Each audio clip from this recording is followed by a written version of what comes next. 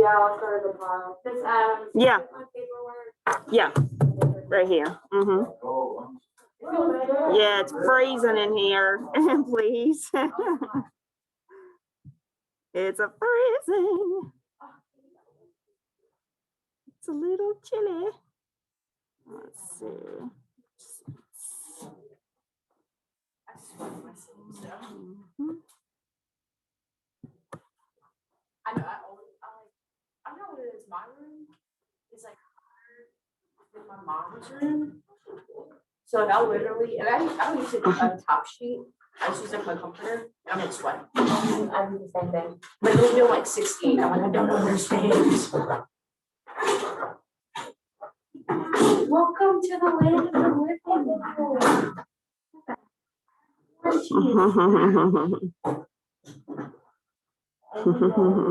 The only one. I was wondering where everybody else was.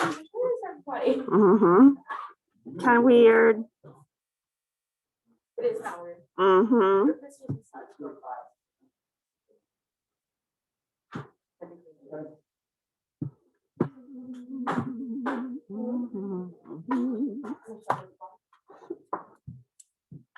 It's in this room. Yeah. You'll see all the papers here.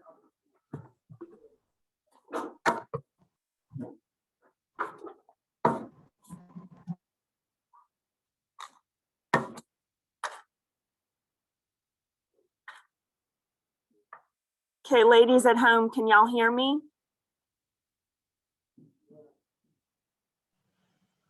Can y'all Yes, hear ma'am. me? Okay, great. Awesome. Okay.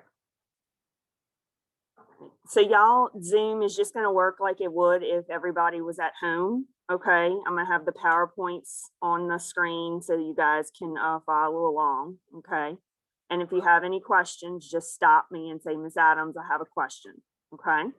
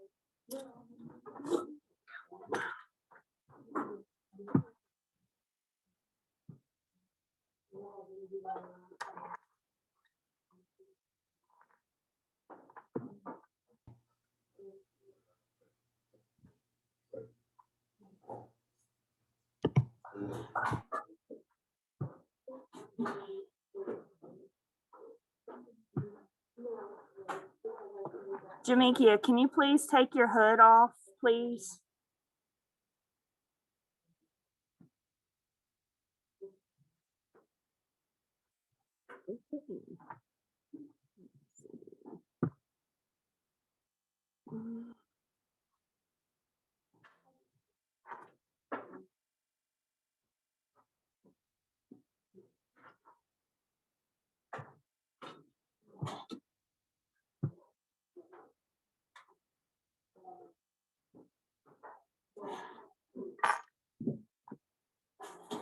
Jamikia. Jamikia Sanders, can you please take your hood off?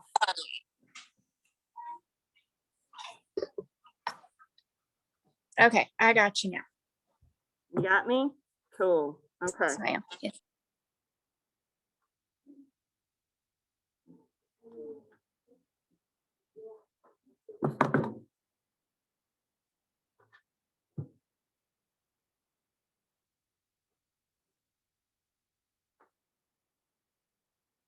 Okay. Okay, guys, we're gonna get started here in just a bit. I'm gonna get my PowerPoint up.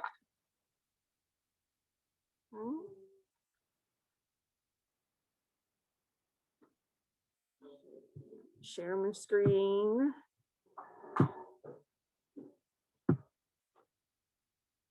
Okay. Can you guys all see this at home? Can you see this, the PowerPoint? I can see it. Thank you. Yeah, Ms. Shepherd.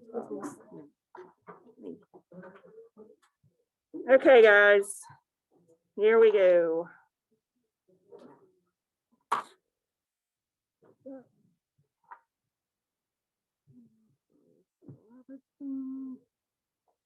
All righty. Okay, like I said, those of you at home, okay, if you have a question, just stop me and say, Miss Adams, I have a question, okay?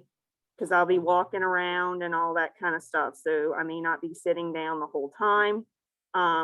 Just go ahead and stop me if you need me to answer a question for you. All right, so, okay, so chapter 20, all right. Actually, you know what? I changed my mind. All right. Let's see. I changed my mind. I'm gonna do a Kahoot from chapter 19. So we're gonna stop sharing that. So I'm gonna come here and I'm gonna come on the Kahoot. So we're gonna start off with a Kahoot for chapter 19.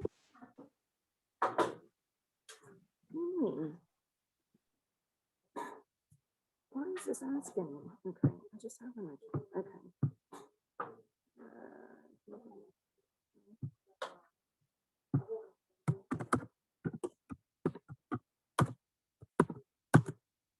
Whoops. Hold on.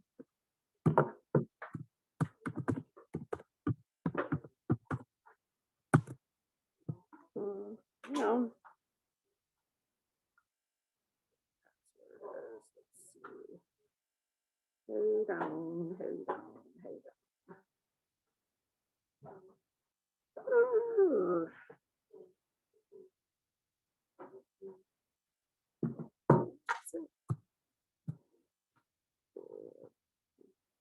One.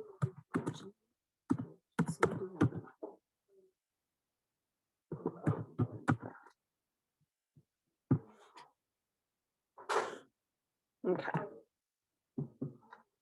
All right. Later. Right. So I'm gonna go ahead and share my screen here with everybody.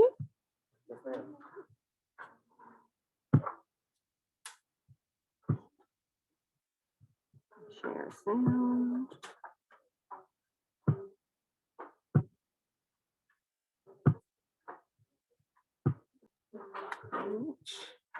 All right, chapter 19 cards. Okay, I'm gonna play.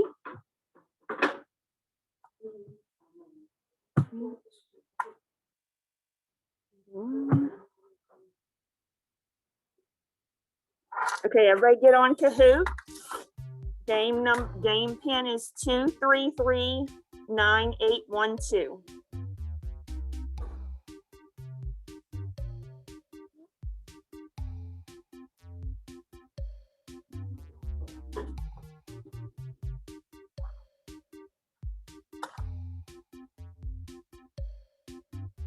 This is going to be on chapter 19.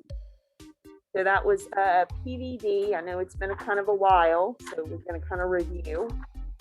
So not PVD, care of patients with cardiac disorders.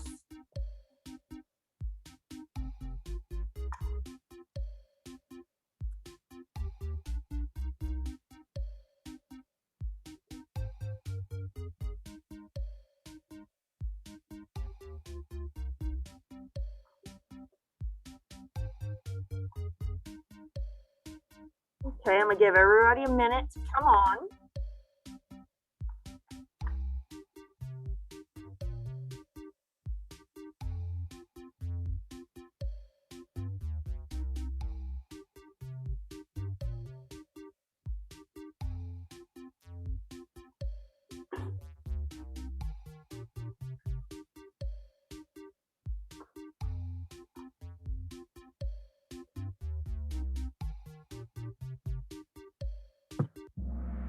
All right, here we go.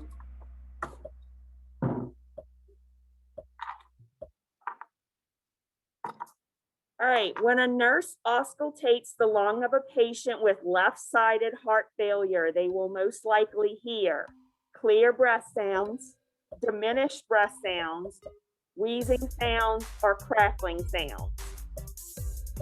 Left-sided heart failure.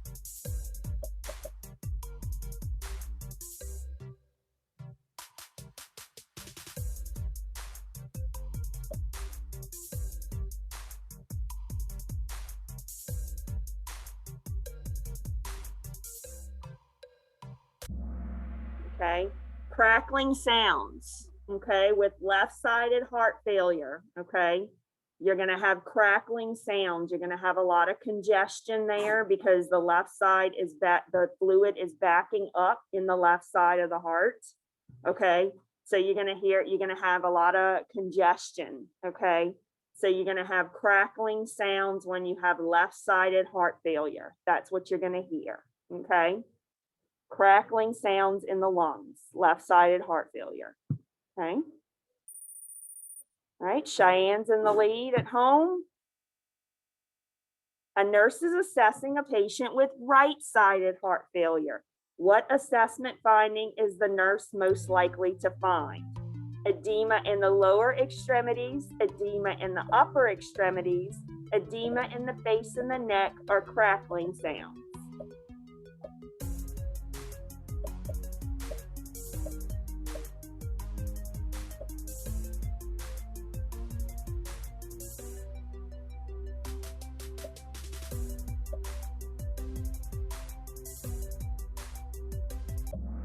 Okay, going to be edema in the lower extremities, okay, right-sided heart failure, okay, that's going to be, you're going to see edema in the lower extremities with right-sided heart failure, okay. All right.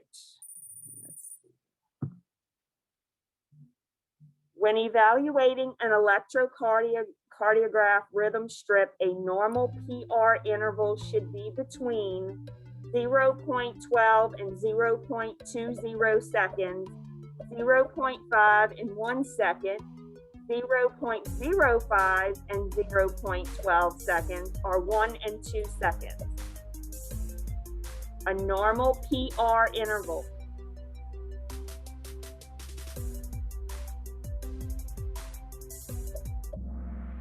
Okay, it's going to be a normal PR interval. So the time from the P wave to the spike of the QRS complex should be between 0.12 and 0.12 and 0.20 seconds. Okay, if it's any shorter or longer than that, okay, you got some kind of conduction problem going on. Okay. So the PR interval should be between 0.12 and 0.20 seconds, okay? All right, next. Cheyenne's still in the lead. A heart rate greater than 120 beats per minute is called bradycardia, premature ventricular contractions, tachycardia, or ventricular fibrillation.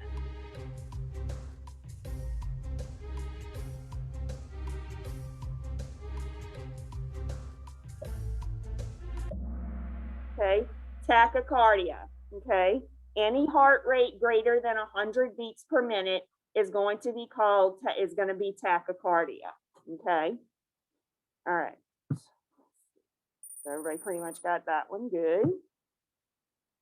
All right, a patient was recently diagnosed with atrial fibrillation. What med would the nurse expect the patient to be prescribed?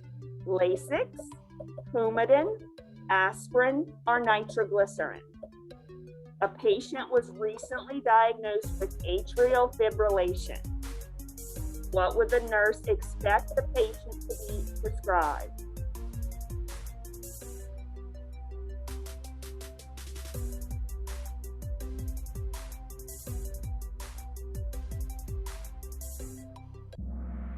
okay? It's Coumadin, okay? When a patient is newly diagnosed with atrial fibrillation, okay, the patient will be put on Coumadin. Why? Because when you have atrial fibrillation, okay, the atria are not able to contract all that blood, okay, that's coming out of the ventricles.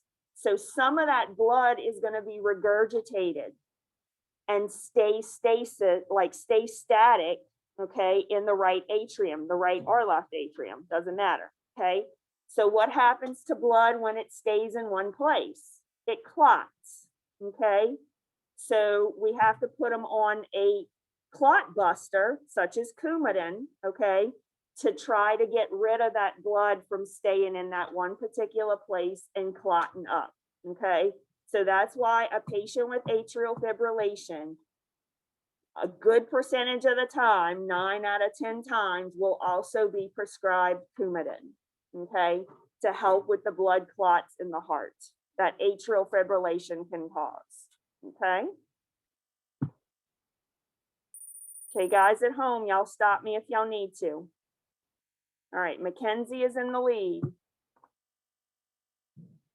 Which of the following dysrhythmias is considered life-threatening?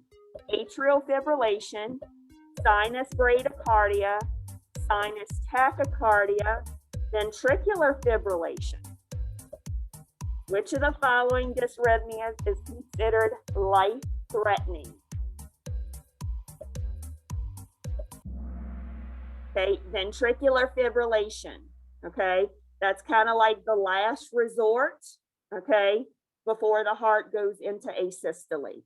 And ventricular fibrillation, the heart is it's just quivering. It's not doing anything. It's not pumping blood.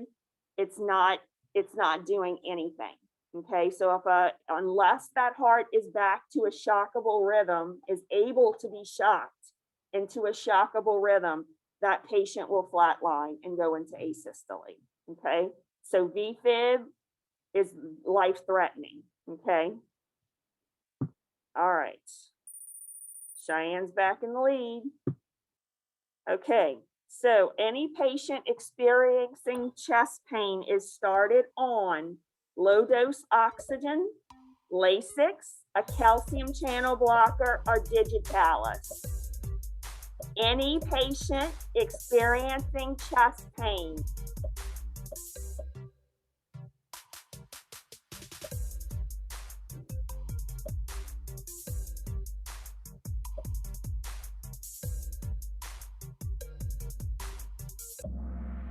low-dose oxygen, okay? Remember the acronym MONA when a patient comes in with chest pain, okay?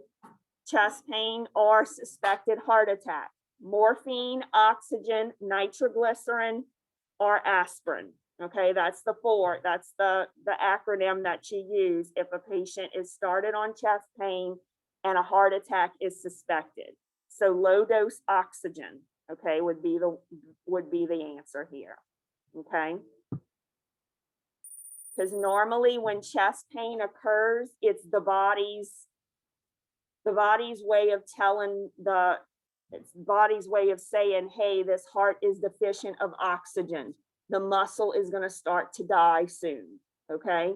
So you need to give them oxygen to try to get enough oxygenation in that heart tissue, okay? So that the heart doesn't die off, okay? So that's why you give them oxygen. All right, Cheyenne's in the lead.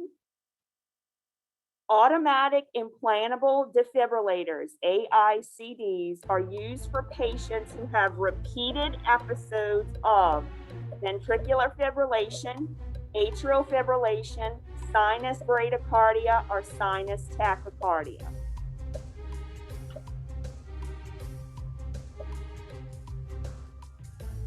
AICDs are used for patients who have repeated episodes of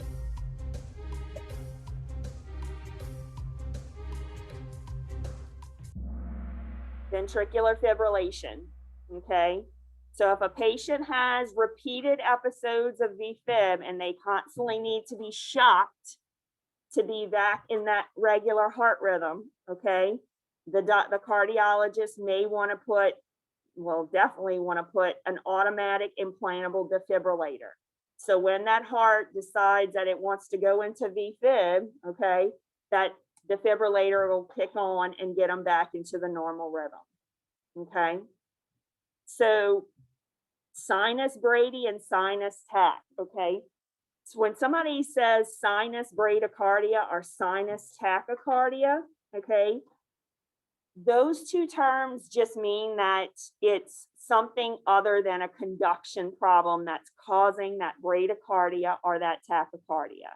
Okay, so if you see the word sinus in front of tachycardia or bradycardia, it means that it's not conduction based. Something else is causing the heart rate to go low, like fluid volume deficit. Okay, another condition is causing the heart rate to go either low or high.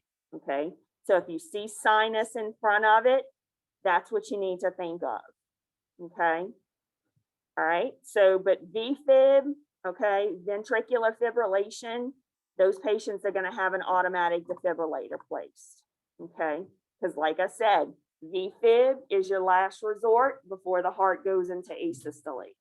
So if that patient is having repeated episodes of VFib, okay, you want to shock that heart before it goes into asystole. Okay.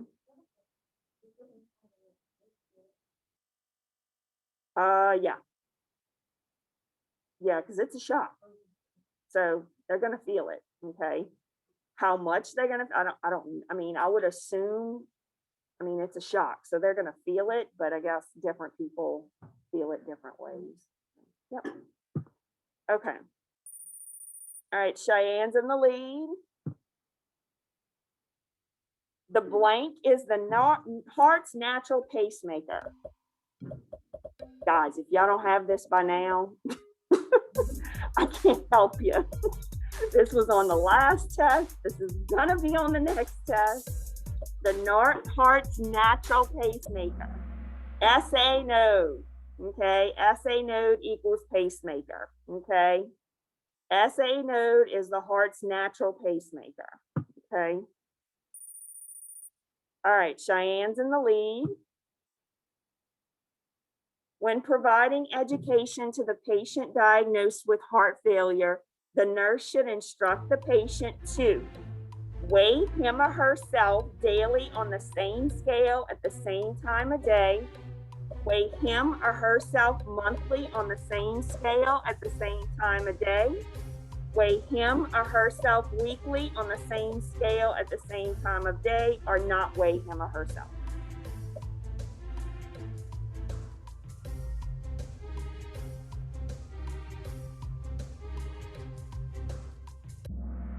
Okay, when a patient is in heart failure, okay, and the nurse is given discharge instructions, okay, they are to weigh themselves daily, every day on the same scale at the same time of day, preferably in the morning, okay, when they get up in the morning, okay, that's the preferable way of weighing, but sometimes that's not always the case. Regardless, they have to weigh themselves daily on the same scale at the same time of day. Okay, any questions there? Okay. All right, let's see. Who came out third? Mackenzie came out third. Good job, Mackenzie. Courtney came out second. And number one. Diane, good job, Diane. Okay. All right, so that was chapter 19. Okay, that's the Kahoots. All right, I also have this recorded, so I'll post it on YouTube as well. Okay. All right, so let me stop sharing. Okay, and let me get out of the Kahoot, and then we'll start chapter 19. Okay. All right, so we're going to start chapter 20, sorry, not chapter 19. Okay. All right. Oh, wait, hold on. Out of here, escape, because I got to share my screen. All right. All right, I'm going to share my screen. with my peeps at home. All right. Okay. All right. So chapter 20, okay, is going to be care of the patients with coronary artery disease and cardiac surgery. Okay. Cardiac artery disease and cardiac surgery. Okay, so that's what we're going to be mostly focusing on. Yes, ma'am. That's correct. This test will be on the 8th, so a week from today. Let me make sure. Are you all right? Yes, a week from today. This test will be chapters 19 and 20. Okay. All right. So care of the patients with coronary artery disease and cardiac surgery. Okay. So some theory objectives that we're going to talk about. Discuss the causes of coronary artery disease. Describe the pathophysiology of coronary artery disease. Outline nursing interventions to care for a patient experiencing angina, including medication administration and patient teaching. Discuss the pathophysiology of a myocardial infarction. Okay, where does an MI, or otherwise known as a heart attack, come from? Why does it happen? Okay. Compare and contrast the symptoms of care for unstable angina with those of an MI. Okay, so you'll have a patient that has unstable angina, but then you'll have a patient that actually has a diagnosed myocardial infarction or heart attack. So so the care is going to be a tad different for those. Okay.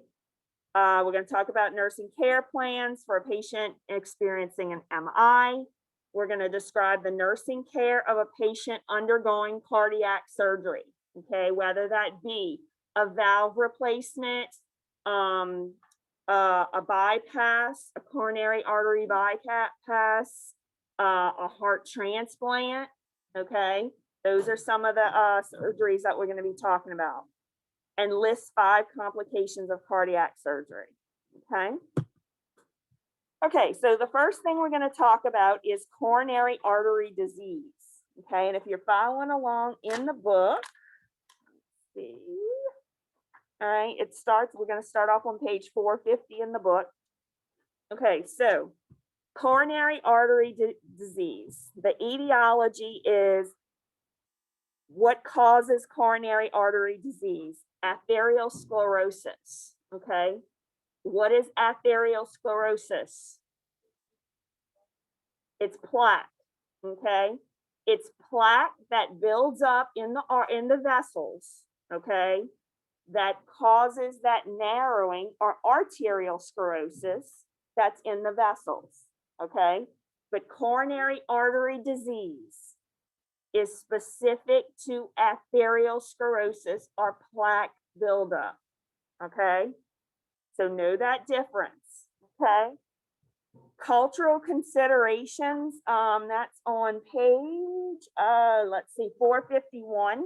Okay. Basically it says that CAD is higher in the African American population, especially males, they say. Yes. It says the incidence of coronary artery disease is disproportionately higher in African Americans, especially African American males. It says research continues to determine the etiology of this finding and the approaches to decrease the incidence. Okay, so they're still doing research to find out why it's specific to African American males. Okay. Ethnicity-based treatment of heart disease is also explored, okay? Because research has demonstrated that some classifications of medications are more effective for persons of diverse ethnicity, okay? So some medicines may work better or may work less on patients with diverse ethnicity, okay? So they're still doing all kind of research regarding that. Okay, so just know that it is hot. The incidence is higher of coronary artery disease, okay, that plaque buildup, that it is higher in the African American population, especially males. Okay, so just know that cultural consideration on page 451. Okay, pathophysiology. So why do we care about what CAD does? Okay, so pathophysiology of CAD, okay, it's going to cause coronary insufficiency. Okay, so you have all that plaque buildup, okay, that's in those vessels. Okay, so what's going to happen? That blood flow is not going to be able to get to the coronaries. Okay, or not just that it's not going to be able to get to the coronaries, but it's not going to be able to be pumped out of the coronaries, be pumped out of the heart, because that plaque is narrowing those vessels and making it hard for that blood to pump out of the heart.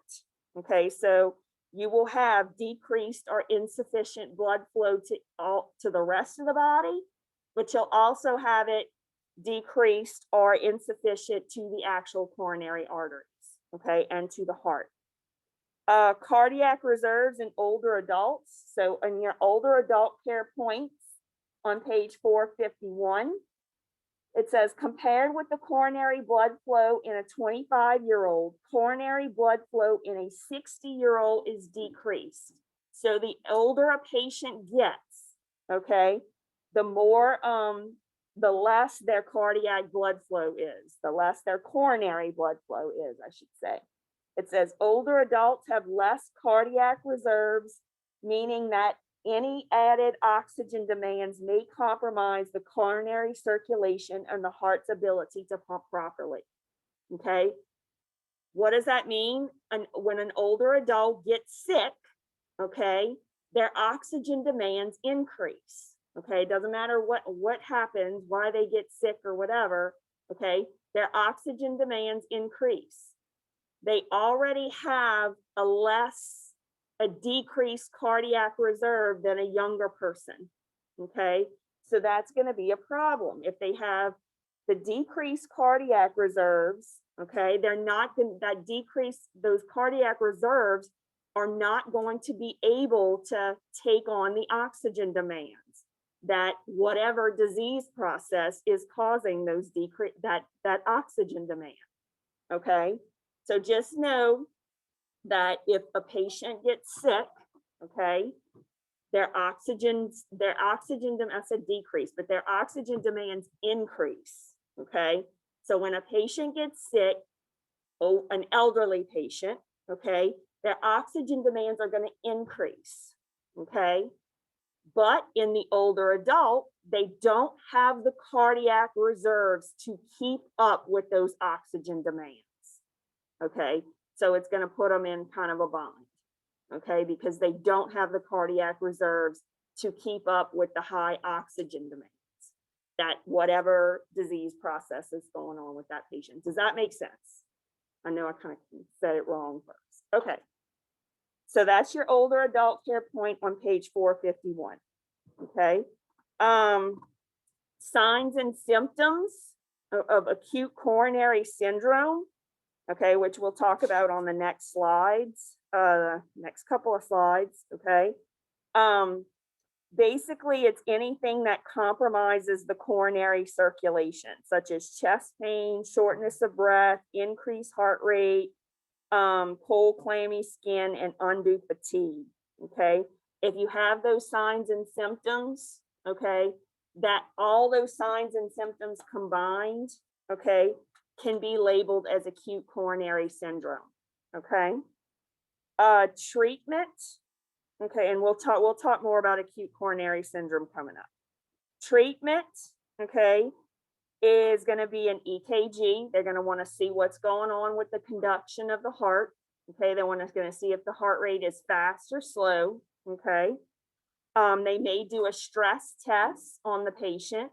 They may take the patient to the cardiac cath lab, okay, and do a cardiac cath and maybe an intervention with that cath, okay. They may see a blockage when they take the patient for a cardiac catheterization, okay. They may see a blockage and they may be able to intervene right then and there, okay?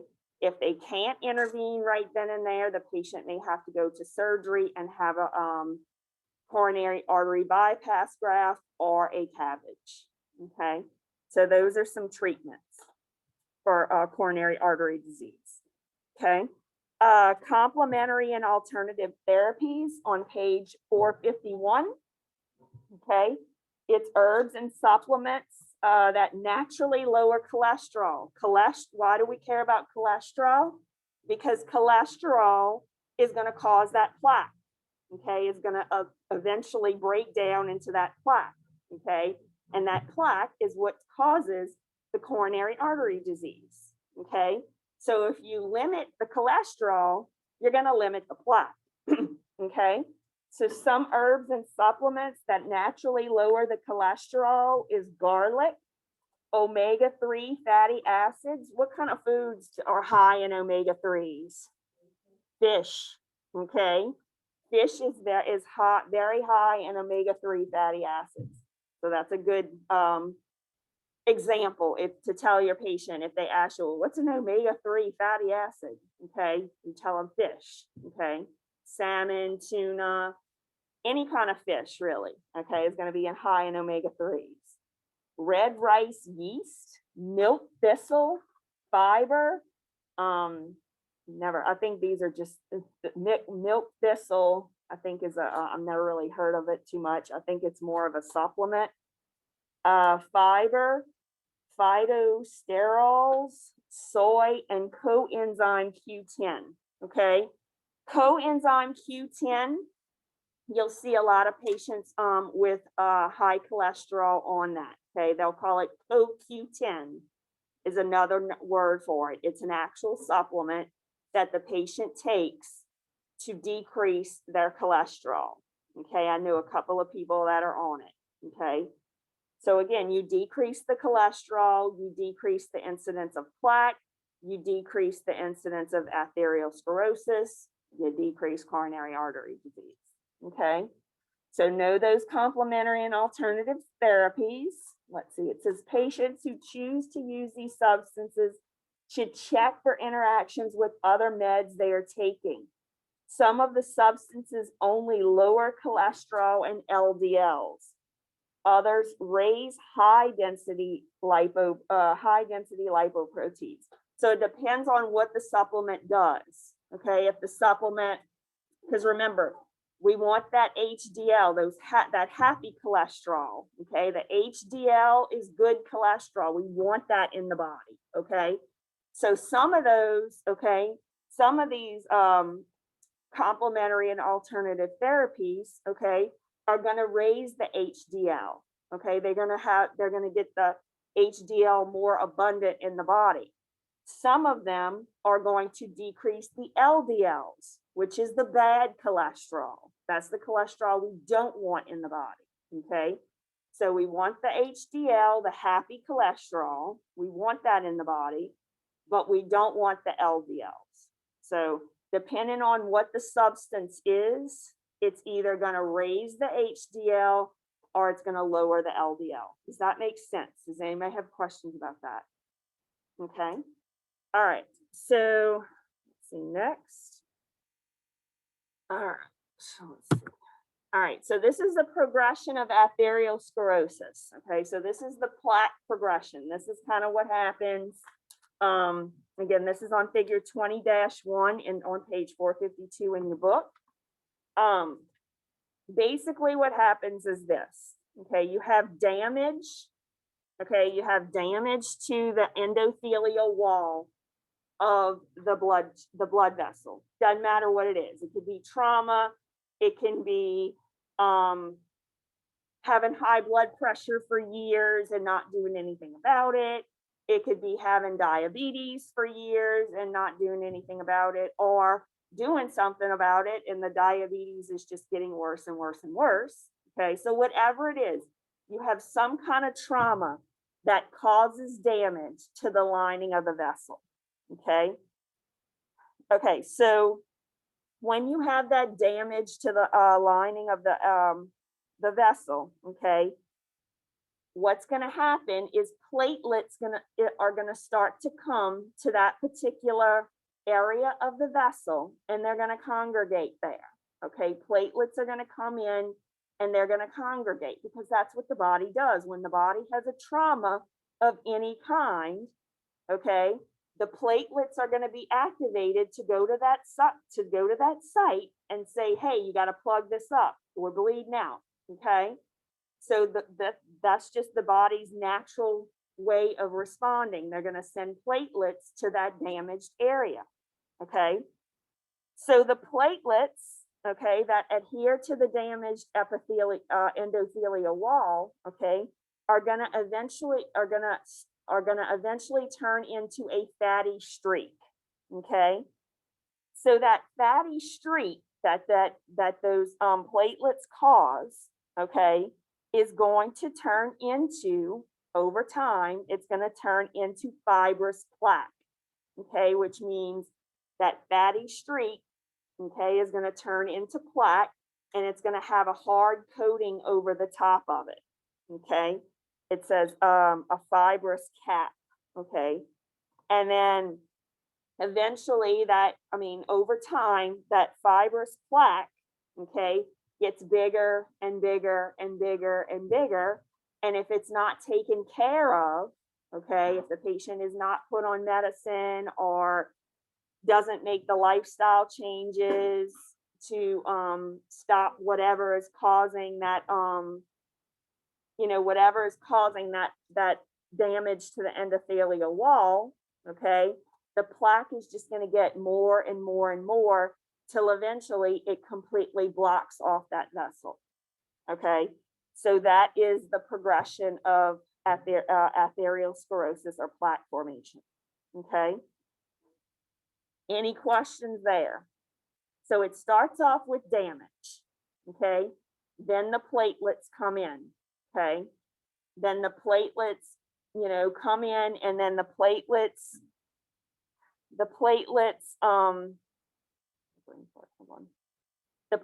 develop the fibrous plaque and the fibrous cap on top of them, okay?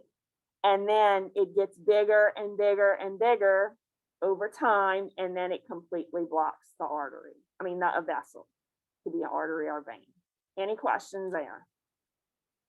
So that's where plaque comes from, and that's how plaque is formed in the vessels, okay? All right, so we talked about earlier about coronary artery disease, okay? So some signs and symptoms of coronary artery disease, okay, is going to be chest discomfort, including feelings of tightness, aching and burning, okay? Chest pain or angina pectoris radiating to the arm, jaw, or back, dyspnea or shortness of breath, palpitations or tachycardia, and nausea and vomiting. Nausea and vomiting are not going to happen till later, okay? They're not going to be your telltale sign of coronary artery disease. They're going to happen later, okay? Your initial signs of coronary artery disease are going to be chest discomfort, chest pain, dyspnea, palpitations, okay? Those are going to be your initial signs of coronary artery disease. You can't just go by nausea and vomiting, because nausea and vomiting causes everything, okay? So those are going to be your initial main symptoms of coronary artery disease: chest discomfort, chest pain, dyspnea, palpitations, or tachycardia. Any questions?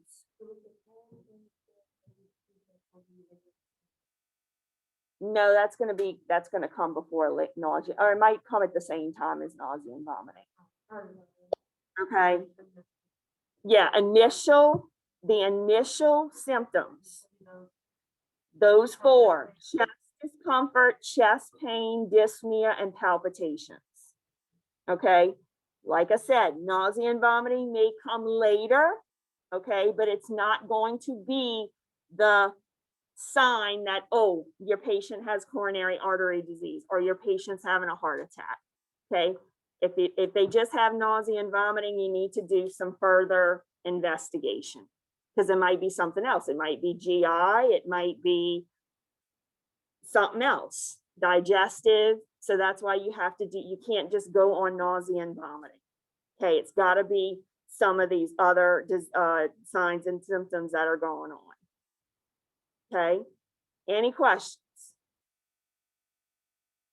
Okay. All right, so cold, clammy skin, undue fatigue, particularly in women. Okay, again, these are going to happen later on. Okay, weakness and inability to complete usual activities without chest pain or dyspnea. Okay, so they're not going to be able to do their activities of daily living, things that they do every day, okay, without having chest pain or dyspnea. Okay, so just the littlest thing, walking from here to the mailbox, when they were able to do it before, now they have chest pain and shortness of breath when they just walk from here to the mailbox. Or it could be as simple as them walking from their lounge chair to the TV. They have chest pain and shortness of breath. Okay, that is a sign and symptom of coronary artery disease. Okay, nursing management. Okay, so what are we going to do for these patients? Okay, we're going to give them aspirin. Okay, to prevent the MI. Okay, we may give them a little oxygen as well. Okay, to also oxygenate those tissues, those heart tissues. Okay, so those tissues don't start dying off. Okay, lower fat and cholesterol in the diet. Okay, so we're going to tell them different foods to eat that are going to lower fat and cholesterol. Okay, we're going to tell them about those alternative and complementary treatments. Okay, to either lower the LDL, which is the bad cholesterol, or increase the HDL, which is the happy, the good cholesterol that we want. Okay, so we're going to do a lot of dietary teaching here. Okay, who else? What other IDT interdisciplinary team member would you want to get involved here? Dietitian. Okay, a dietitian and a nutritionalist. Okay, they're going to really have to do some education with these patients to tell them, okay, these are the things you need to start avoiding or minimizing, and these are the things you need to start maximizing in your diet. Okay, so definitely a dietitian would want to be on board here. Okay, any questions at home, guys?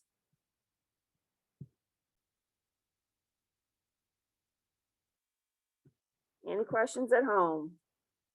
Nope. All right. Okay.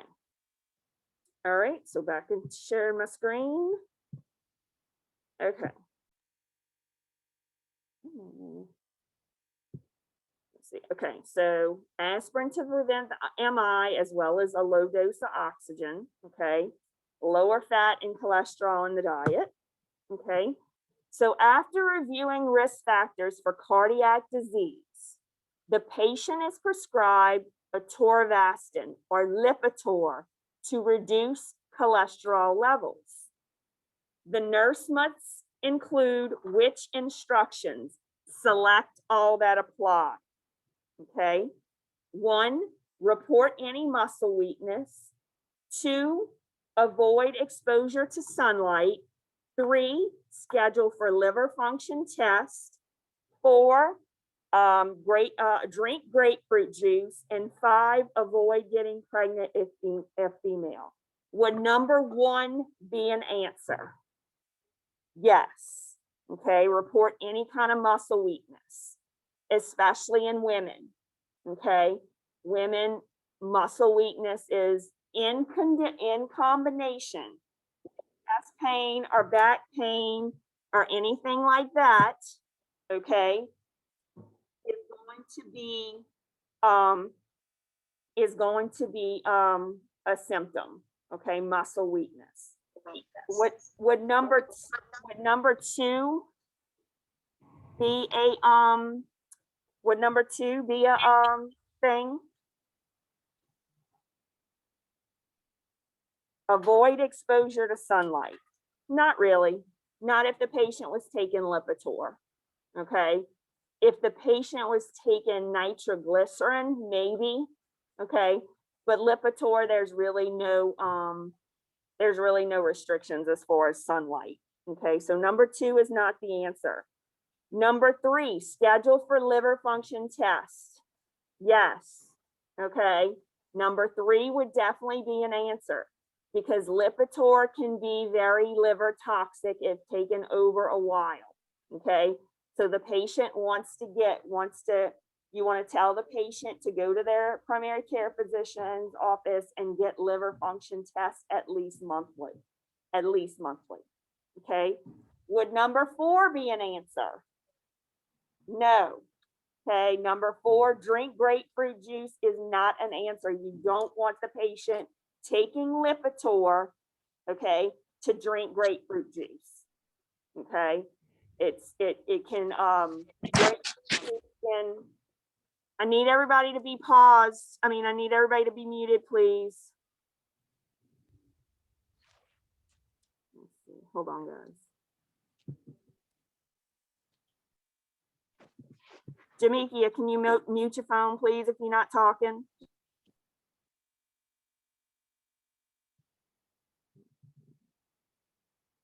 Okay. Jamikia, can you please mute your phone if you're not talking? It's muted? I don't see the little mute button, the little microphone.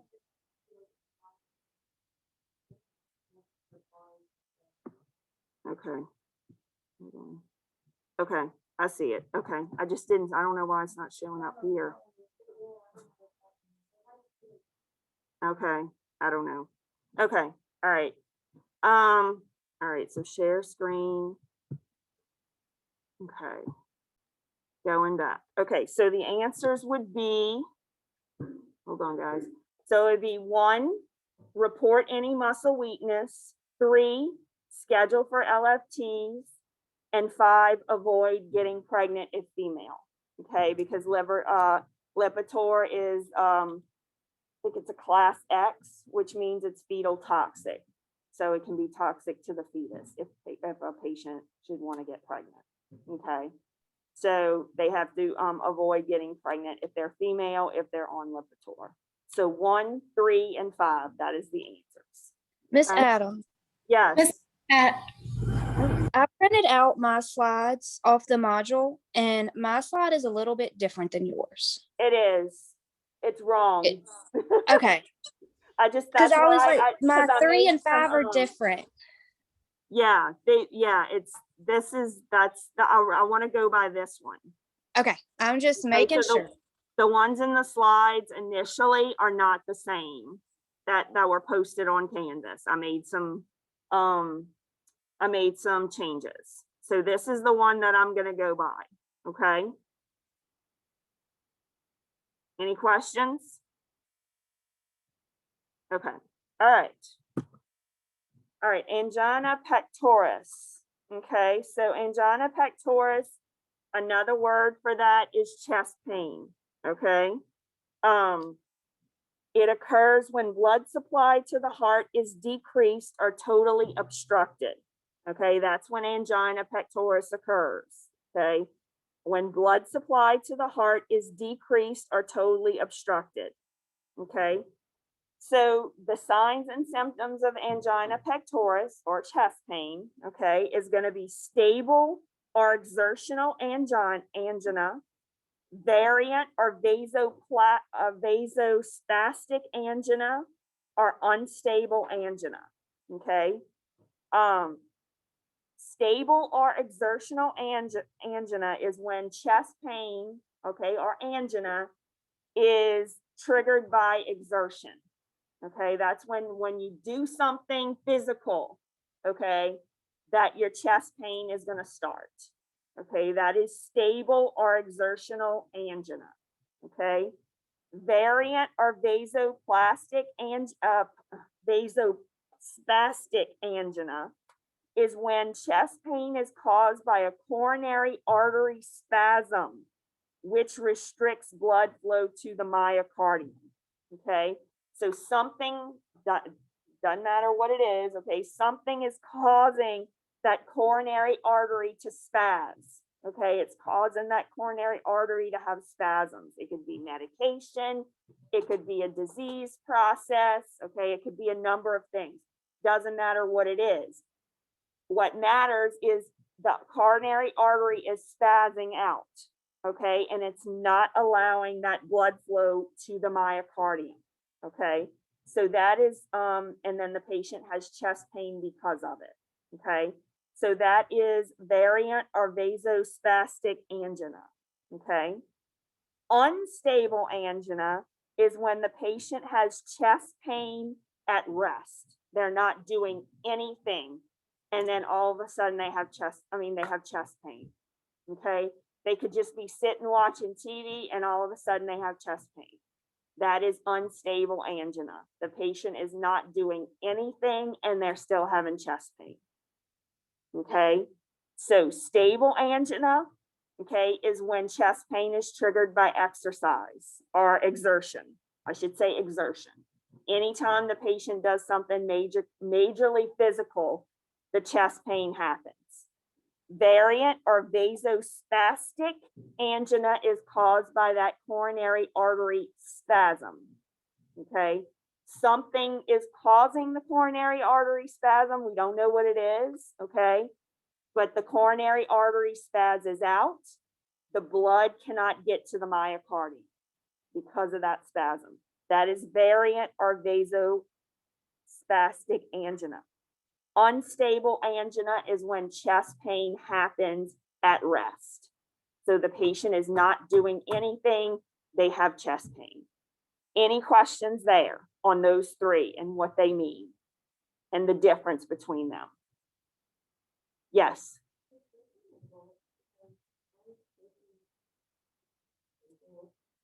I don't think variant or vasoplastic angina is in there because I looked. Yeah, I'm trying to look. That's why I'm like giving it to y'all because it's variant and unstable.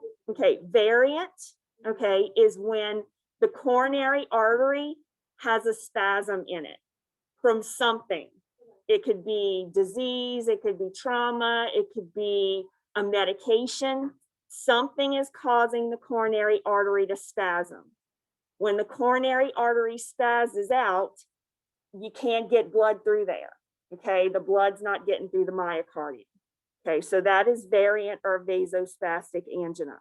Unstable angina is when chest pain happens at rest. The patient is not doing anything. Okay, they're just sitting there watching TV and their chest pain happens. Okay, you're welcome. Okay, so those are the three signs and symptoms: stable angina, variant angina, or unstable angina. Okay, all right, so diagnosis of angina pectoris or chest pain is going to be, of course, signs and symptoms. Okay, the patient says, I have chest pain. All right, that's going to be that's going to add to the diagnostic test. I mean, the diagnostic, not test, but the diagnostic decision, I should say. Okay, the patient is going to physically say, I have chest pain. Okay, it radiates to my arm, it's in my back, whatever. Okay, and then once that patient says they have chest pain, okay, they're going to do an EKG, okay, and they're going to normally take that patient to a stress test, okay, to see if how the heart reacts to stress, okay, and how is the myocardium getting oxygenation, okay, is the coronary arteries getting that blood flow to the myocardium, okay. So that's a reason that they're going to be able to, that's another diagnosis they're going to make, okay? So signs and symptoms, an exercise stress test, and an EKG. Those are going to be your three diagnostic tools for angina pectoris, okay? treatment, okay? So they have chest pain, okay? So what do you think we're gonna give them for medication? Pain medicine, morphine to be exact, okay? If they're allergic to morphine, we may give them some Dilaudid, okay? Pain medication, okay? So that's gonna be your, you're gonna take care of that symptom, right? That chest pain, you're gonna give them pain medication, okay? You may also give them an anti-anxiety, okay, or a sedative, okay? Because chest pain, especially chest pain, okay, the first thing people think of when they have chest pain is I'm having a heart attack, I'm dying, okay? So they're gonna want, okay, they're gonna be extremely anxious, of course, okay? So you're gonna give them some pain medicine. You may have to also give them an anti-anxiety or a sedative to calm them down, okay? The other treatment is gonna be aspirin, nitroglycerin, and Plavix, okay? Plavix is an antiplatelet, okay? It actually stops those platelets from congregating, okay? And causing that plaque, okay? So we're gonna give them pain medicine, nitroglycerin, aspirin, and Plavix. Okay, that's gonna be some of the treatment, okay? We also we'll also give them a little bit of oxygen too, yes. Mona? Yep. Mona, M-O-N-A, morphine, oxygen, nitroglycerin, aspirin. Okay, and like I said, Plavix is not on there, but you'll add that later. Okay. Okay, so nursing management of angina pectoris. Okay, so you're going to manage the chest pain. You're going to give them that that morphine or that Dilaudid and that sedative. Okay. You're going to administer the oxygen, the nitroglycerin, and the aspirin, and later on down the road, Plavix. Okay. Manage anxiety, like I said, the fear that they're dying. Okay, because they think a heart attack, they think they're going to die. Okay, so that's why we're going to be giving them the sedative and the anti-anxiety. Okay, and knowledge deficit is another big one. Okay, they want to know, why is this happening to them? What's going on? You know, why am I feeling this way? Okay, so you're going to have, you may have to provide information to them saying, look, your heart muscle is not getting enough oxygen right now, so we need to give it some oxygen. That's why you're on the thing in your nose, okay? That's why you got the oxygen in your nose, okay? So that we're giving you oxygen to increase your oxygen to your heart muscle, okay? Because your heart muscle is starting to die off, and that's why you're having chest pain. So if we give you the oxygen, okay, we're preventing that heart muscle from dying off, okay? So you may need to tell them a little bit, like, you know, give them some information about that. You'll have to let them know about any kind of procedures that they may be having if they have an exercise stress test, okay?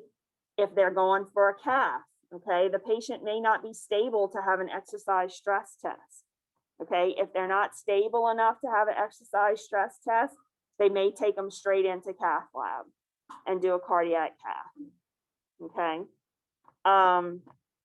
Let's see, dietary consult.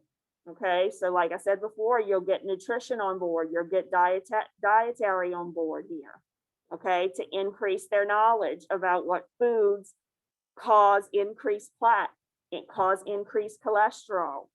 Okay, again, knowledge is power. We give them the knowledge, okay, it's going to be beneficial to them in the long run. Okay. Yeah, so that's pretty much it for nursing management. So we're going to manage the chest pain, manage the anxiety, and help with the knowledge deficit. Any questions there? All right. Okay. Next. All right. So this is a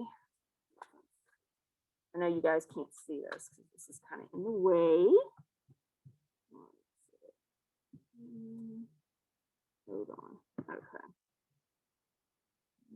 All right, so this is a stenosis of a left anterior descending coronary artery. You see it right here. It's kind of weird to see, but it's right here. You see how all this is white here and all this is white and this is dark?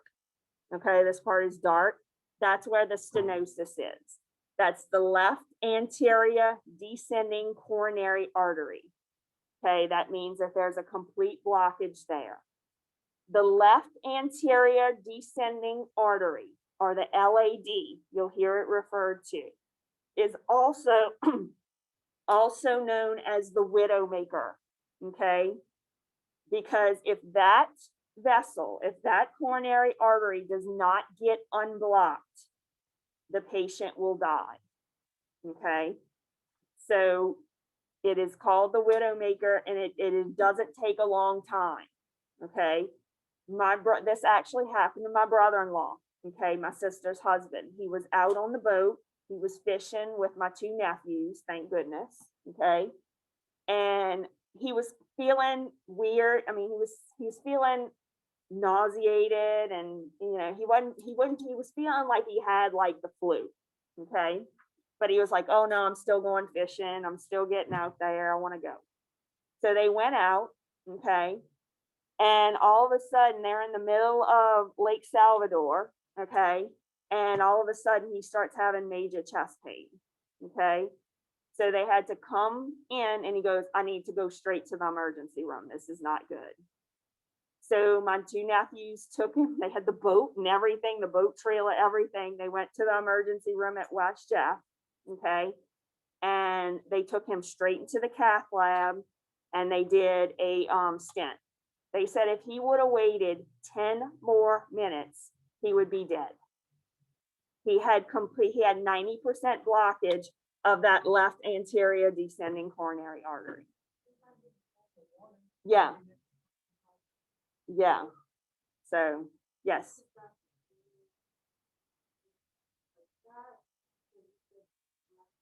It carries the most oxygenated blood to the heart. So that is kind of why it's the most important. I mean, not that if the other ones were blocked, not that that's not important, because they could still die, but the left anterior descending artery carries the most oxygenated blood to the myocardium. I'm sorry? Yes. Yeah. Yeah.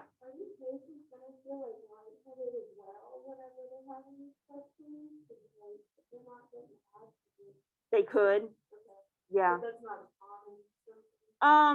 It depends. It depends how much is blocked. Okay. There's a lot of depending factors, but they're gonna feel really, really bad. And they're gonna have really, really bad chest pain, which is exactly what he had. You're welcome. Okay, y'all take a 5-minute break. Everybody at home, take a 5-minute break. We'll be back in 5 minutes.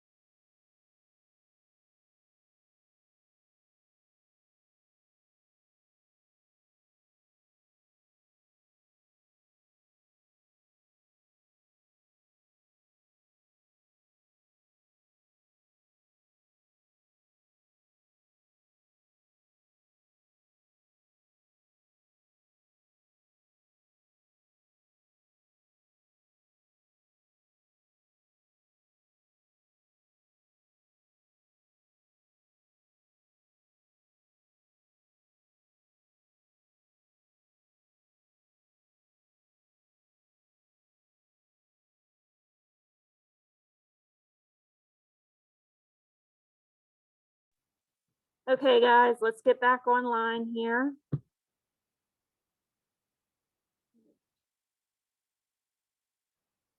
All right, I told the rest of the class, since you guys have a form test, I'm gonna end class at 10:30, so I can give you guys a little extra time to study before your form test, okay? Because this material is not gonna be, it's not gonna take all class time, so. But Thank you. tomorrow, you're welcome. Tomorrow, we're going to, I'm gonna do a lot of Kahoots. I'm gonna do some games, okay? So you guys will be very aware of what is going to be on your exam on Monday. Okay, so I want, because, yeah, so I just went, because I know the last time we went over chapter 19 was a while ago, so we'll kind of do all that again and just review and make sure everybody's good with everything. Okay, you're welcome.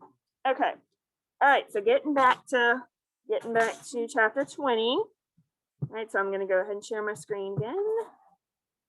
My people at home. Okay. And I watch. Where's my, hold on guys. I'm gonna go to my major PowerPoint review here. Okay, all right, so this is the LAD. Okay, so this is the occlusion there. Widowmaker, LAD. All right, acute myocardial infarction. Okay, so this is when the heart, and then in acute myocardial infarction, the heart muscle has died off. Okay. In acute coronary syndrome, the heart muscle may not have died off. It's in danger of being, it's in danger of dying off. Okay, but it may not have. In acute myocardial infarction, in this case, okay, the heart muscle is dead. Okay, the heart muscle has died. Okay, so there's really no coming back from it here. Okay, so in an acute myocardial infarction, okay, it's going to either be a non-ST elevation or an ST elevation myocardial infarction. Okay, so you'll hear it referred to in clinical as a STEMI or a non-STEMI. Okay, so the patient is either going to have an ST elevation on their EKG, or they're not going to have an ST elevation on their EKG. Okay, so that's how they're going to classify those particular myocardial infarctions, by non-ST elevation or ST elevation. Okay, so where does it come from and why does it happen? Okay, like I said, this is the death of the myocardium. Okay, so that heart tissue, okay, that's covering the heart. Okay, that's death of the tissue. Okay, which is normally caused by a thrombosis resulting from a ruptured arteriosclerotic plaque. Okay, so it could actually be one of two things. It could be decreased blood flow. Well, no, because that kind of goes along. So it's decreased blood flow to the myocardium. It's decreased oxygenation to the myocardium, but that is caused by, okay, that plaque formation, okay, that thrombosis that has caused the from the rupture from the arteriosclerotic plaque. Okay, so the arteriosclerotic plaque is making that vessel smaller so that the blood cannot go through, or that plaque has broken off and has caused a blockage in the coronary artery that is also not causing that blood to go through. Regardless of what it is, no blood is getting to the myocardium, no oxygen is getting to the myocardium, and the heart muscle is dying. Okay, some signs and symptoms. Okay, chest pain is going to be your first one.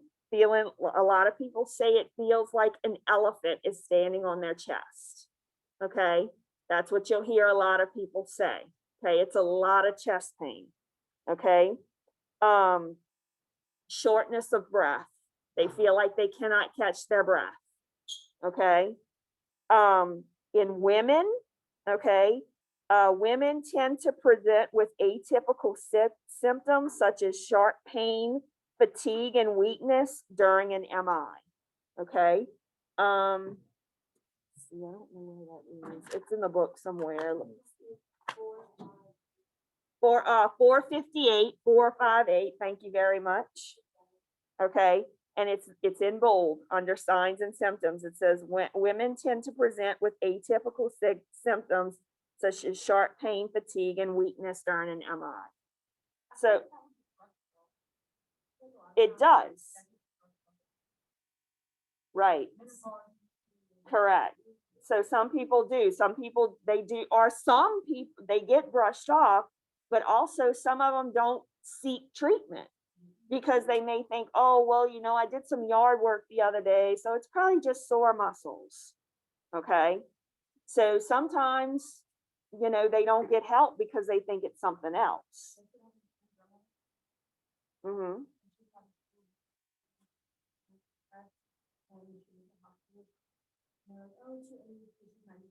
Uh-huh. Mm-hmm.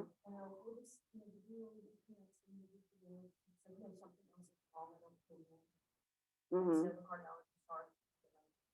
Mm-hmm. Yeah, so I mean it definitely it gets brushed off, and you know, until you said she had AFib, right? Okay. Well, again, a prudent healthcare provider would see that she has a history of AFib, okay, and say, oh, I better check her heart rate. I better check her EKG and her age. What do we say about age? Decreased cardiac reserves, right? Okay. So, I mean, sometimes you have to fight for your patients too. Your doctors may brush it off sometimes, your cardiologist may brush it off, and you're like, look, you know, I mean, you come to them respectfully, you say, you know, look, she's got a history of AFib and she's just not looking hot. We may want to do something here. Okay, I'll get an EKG. Sure enough, ST elevation, non-ST elevation, MI, troponins and CPKs are all out of whack, which we'll get to in a minute. Okay. But sometimes you may have to advocate for your patient in those cases. Okay. And it doesn't have to be an elderly patient. It could be like a woman that's like 45, that's my age. Okay. And goes and says, you know what, I'm just not feeling good. You know, I got this horrible back pain. I'm so weak, like I can't keep my eyes open, you know.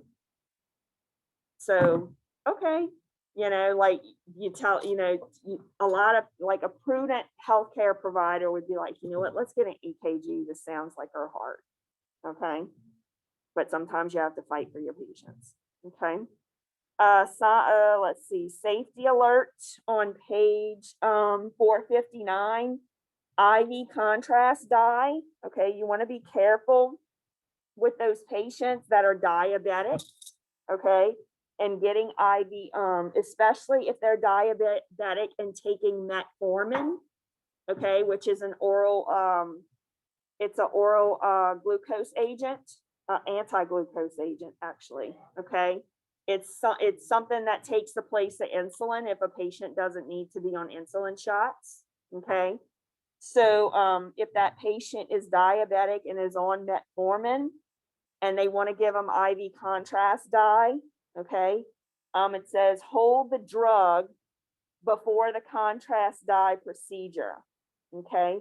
Metformin and contrast have an adverse effect on kidney functioning, okay. So you want to be really, really careful with your patients on metformin. So if you have a diabetic patient, they're on metformin, and the doctor wants to give them IV contrast dye for their cardiac cath. Okay, you may have to hold the metformin before that patient, when that patient goes for their cardiac cath, because you don't want them to have kidney damage, which is what can happen. IV dye and metformin can cause kidney damage. Okay, so know that. Okay. Let's see. Yeah, so make sure, and if the physician's like, no, they need this metformin, okay, but they need this procedure too, okay, then you really want to make sure you're loading them up with fluids. Okay, you're loading them up with fluids and you're trying to get them to pee it out as fast as possible. Okay, because again, you don't want those two to mix because it can cause kidney damage. Okay, any questions at home? Y'all still with me? Okay, good deal. Okay, back to sharing the screen. All right, okay. All right, so diagnosis. Okay, so how are we going to diagnose a myocardial infarction? Okay, we're going to do an EKG. Okay, but that's not the only thing we're going to do. That's going to just show us a little bit. Okay, it's either going to show us an ST elevation. Okay, or it may not show us an ST elevation. But if the patient is having chest pain, okay, and the EKG is not showing us anything, then we may have to do what's called cardiac enzymes. Okay, very, very, very important for a patient with chest pain. Cardiac enzymes, okay? And those will include a troponin, a CPK, and a CKMB, okay? Those are all included in the cardiac enzyme test set, okay?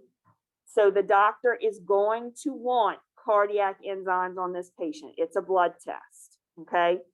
Now, if any one of those, hang on, Abigail, I'm gonna answer it. If any one of those is elevated, then the patient is having an MI, okay?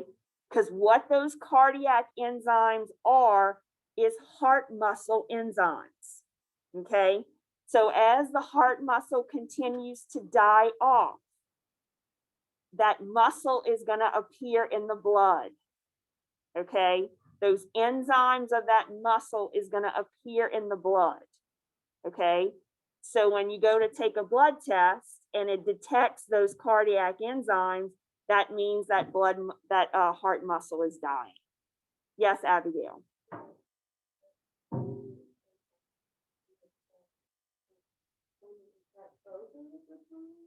Yes. CKMB, CPK, and CKMB. Okay.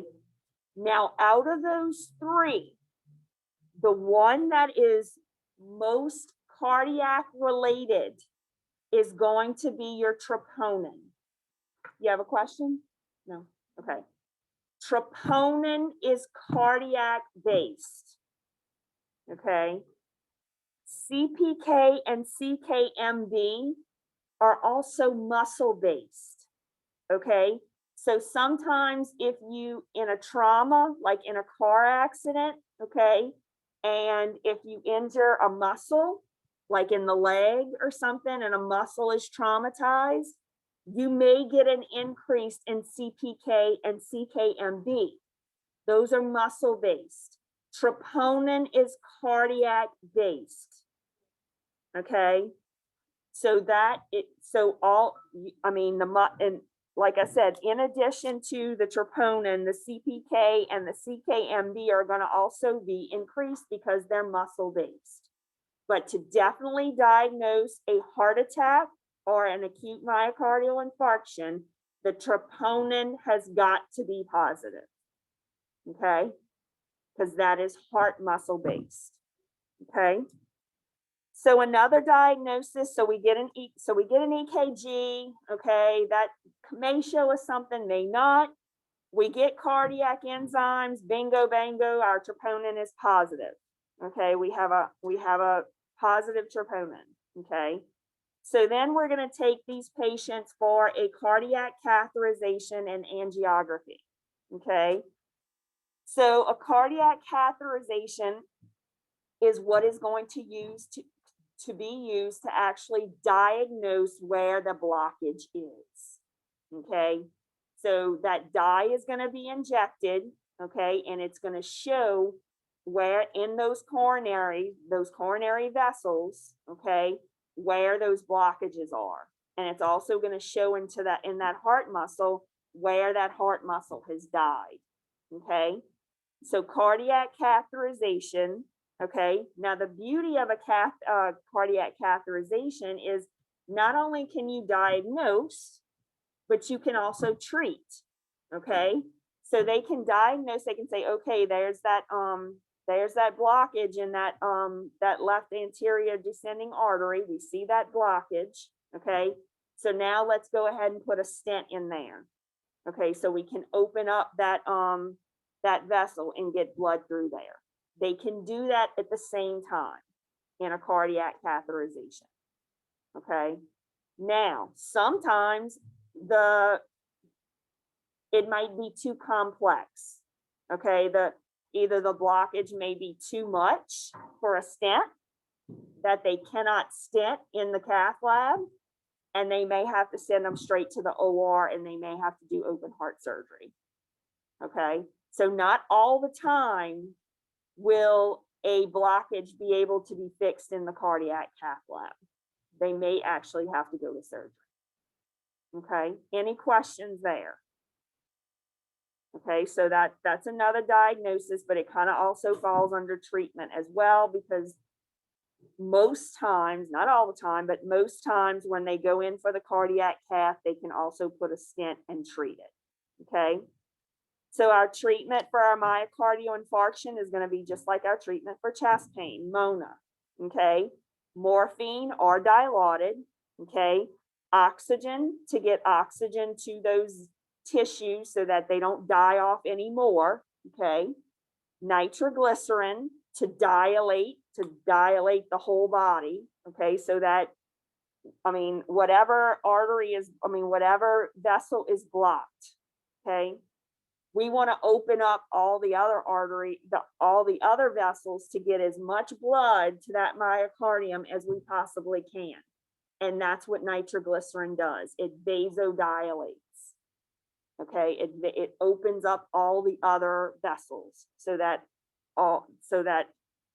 those other vessels take on the work of that blocked vessel.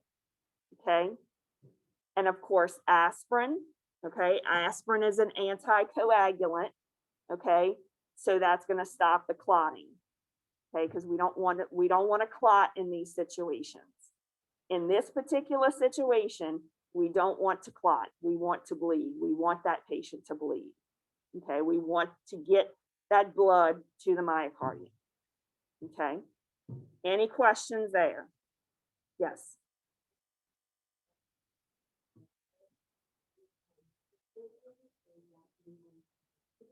It's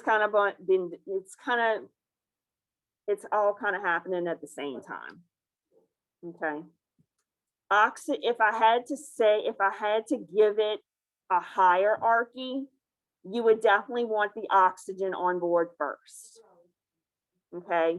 You would want the oxygen on board first. Okay. And then, but all these things are happening within seconds. You having one person put the oxygen on, and bam, you're having another person give morphine. Bam, you're having another person give nitroglycerin. Okay. And then you have a whole nother person given an aspirin. So they could all be happening at the same time, but for NCLEX hierarchy purposes, oxygen would probably be your most important thing to get on board first. Okay, you want that oxygen to the tissues to prevent further death of the tissues. Okay. All right, audience response question. Again, this might not be the same as in the PowerPoint. I think I may have changed a few things. Okay. But it says immediate therapeutic measures given to a patient with an acute MI include, select all that apply: morphine sulfate, oxygen therapy, furosemide, nitroglycerin, and aspirin. What's furosemide? It's Lasix. It's the generic name for Lasix. Okay. So would we want to give number 1? Yes. Would we want to give number 2? Yes. Will we want to give number 3? No. Maybe later on down the road, but not initially. okay? Not number 3 initially, okay? Immediate therapeutic measures. Look at the question. Immediate therapeutic measures, okay? Things that we want to give right then and there. So furosemide would not be one that we would want to give immediately.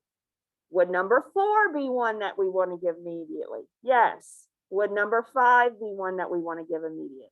Yes, because that is your MONA acronym.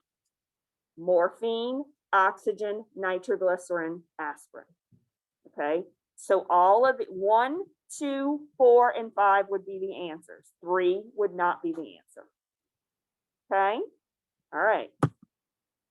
All right, so these are some tests. Like I said before, tests performed to determine myocardial infarction.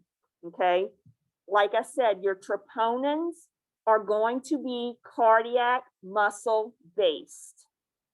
Okay, so if those are elevated, if your troponins are elevated, that means your cardiac muscle is dying.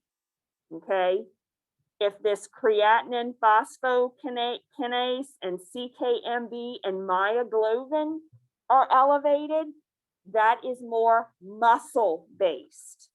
Okay, so if you have all of these combined that are all positive, okay, that means that you definitely have a myocardial infarction.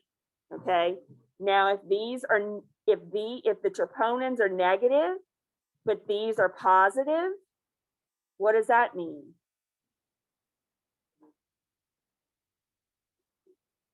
It might be some other muscle damage. Okay, it's not cardiac in origin. So your determining factor that it's going to be cardiac in origin is going to be troponins. Your troponins are going to be positive, which means when I say troponins positive, it means that it is going to give you a number. That is what I mean. It's not going to be 0.00. It's going to have some kind of number. Yes. No. Okay. You don't have to know the normal value because they have normal values on your lab sheets at work. So, okay. So you just need to know that it's positive. You just have to know that it's positive. Okay. And you are having cardiac muscle breakdown when you see positive troponins. Okay. All right. Next. All right. So this is the Joint Commission. You can't see this. All right. The Joint Commission core measures for myocardial infarction. Okay. So when a patient comes in with a suspected MI or a diagnosed MI, okay, the Joint Commission requires all hospitals to do the following things. Okay, this is Joint Commission requirements. Okay, Joint Commissions are the accreditation body that accredits all the hospitals. If a hospital is not accredited, they do not get reimbursement from Medicare. So extremely, extremely important to be accredited because they don't get reimbursed if they're not accredited. And the Joint Commission is the body that accredits hospitals. Okay, so this is what the Joint Commission requires that all hospitals do for a patient with a myocardial infarction. Aspirin is administered within 24 hours of arrival at the hospital or within 24 hours before arrival. Okay. A beta blocker is started within 24 hours of arrival. A thrombolytic agent, okay? A thrombolytic agent, a common thrombolytic agent is called TPA, tissue plasminogen activator. Okay, it's an IV medicine. Okay, TPA, okay, is a thrombolytic agent or a clot buster. Okay, it will bust the clots wide open. Okay, that has got to be administered within 30 minutes of hospital arrival. and aspirin therapy at discharge, okay? Again, not to say that you have to do any of these in one particular order, they just must be done. Okay, at some point in the patient's hospitalization, these things must be done. Okay? Let's see. Come on now. Let's see. Okay. Beta blocker therapy continued at discharge. An ACE inhibitor or angiotensin converting enzyme. Okay. ACE inhibitor, therapy at discharge for left ventricular ejection fraction less than 40%. Okay, so if the patient has an EF of less than 40%, an ejection fraction of less than 40%, okay, that they'll be able to see this on an echocardiogram, and they'll be able to see this in the cath lab as well. Okay, if they have an EF less than 40%, that patient needs to be put on an ACE inhibitor at discharge. Okay, that is what the Joint Commission requires. And patients with a history of cigarette use within past year should be given smoking cessation advice or counseling during hospitalization. Okay, so they have to be involved in some kind of smoking, they have to involve them in a smoking cessation program or give them materials for a smoking cessation program. Okay, and if the patient requests like Chantix or some kind of smoking cessation drug, and it's not contraindicated with the other drugs that the patient may be taking, the physician should be prescribing that Chantix for that patient. That's part of a smoking cessation program. Okay, again, it's going to depend on if the patient's, if it's not contraindicated for the patient. And if it is contraindicated for the patient, the physician needs to document that. So that way, when the Joint Commission comes in, okay, and they look at charts too, okay, they look at charts to see what the doctor has done, what the nurses have done, okay, they do a whole chart review on these patients. Okay, and if they see that a smoking cessation program was not offered to that patient, that's a bad thing. Okay, they can ding you for that. They call it a ding. Okay, when Joint Commission finds something wrong, okay, they call you, they're dinging us for that. Okay, and there's some steps that the hospital can do to improve that. Okay, the Joint Commission does give the hospitals time to improve or show some improvement on that. But if the hospitals do not show improvement, they can pull their Medicare reimbursement. Okay, which is not good. All right. So treatment, we went over that. Okay, treatment, oxygen. Okay, your MONA acronym, oxygen, sublingual nitroglycerin. Okay, or initially it could be an IV. They could be giving them IV nitroglycerin as well. Okay. Morphine sulfate, thrombolytic agents such as TPA, okay, a pacemaker, okay, so if the patient has a conduction issue or has an electrical issue, a heart conduction issue, they may want to put a pacemaker in, okay, if the MI was so bad, okay, that it caused tissue damage to the conduction system, like the SA node, the AV node, the Purkinje fibers, okay, they may want to put a pacemaker in that patient. That patient may need a pacemaker now to regulate the conduction system of the heart, okay. Acute care, critical care, intermediate care, and rehab care, okay. Let's show that. Okay, that's just the different different levels of care that this patient may go to. Okay, acute care, okay, is going to be your EMS, okay, when the patient is picked up in an ambulance, and the ED, and the patient is sent to the emergency department. Okay, these patients a good percentage of the time, I'd probably say 80 to 90% of the time, will go to some sort of critical care unit, ICU or CCU. Okay. Depending on how complex their cath is, okay, they may be able to go back to the floor. They may have to go back to the ICU. Okay, it just depends on how complex the patient is. Okay, intermediate care would be a step down unit or a telemetry unit. Okay, so that would be an example of intermediate care. Okay, and then a lot of these cardiac patients will need to attend outpatient rehab, cardiac rehab. Okay, where they'll go and they'll be connected to a telemetry, like a heart monitor, okay? And the cardiac rehab techs will monitor these patients' heart rates as they do exercise, okay? They'll do an exercise program, they'll meet with a dietitian, okay? If some of them meet with a psychiatrist if they have a issue of smoking, or if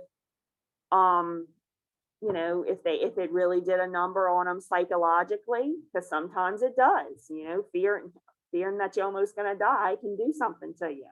Okay. So they may begin psychological therapy for it. Okay. So this all happens at outpatient cardiac rehab. Okay. So those are just some of the treatment areas that these patients with MIs can go to. Any questions so far?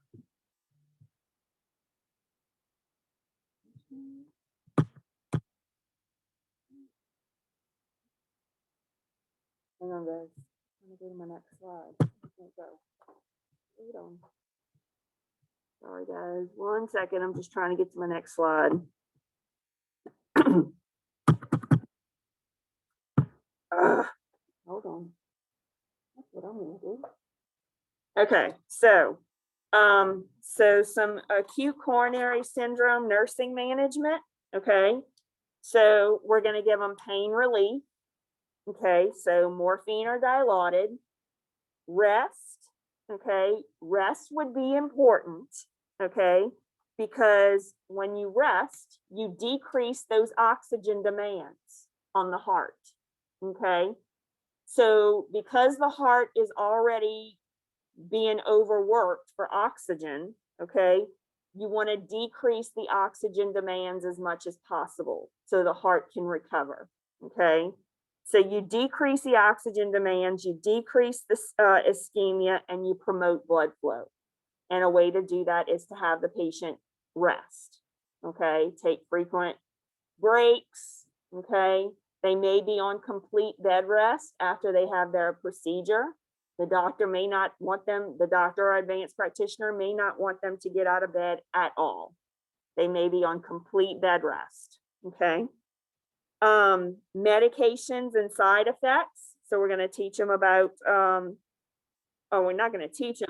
We as nurses are going to watch, okay, for these side effects for medications, okay? So the acronym that we use is MONA, right? Morphine, oxygen, nitroglycerin, and aspirin, okay? So morphine, what do you think we're going to look at as a side effect that could turn into a problem for morphine?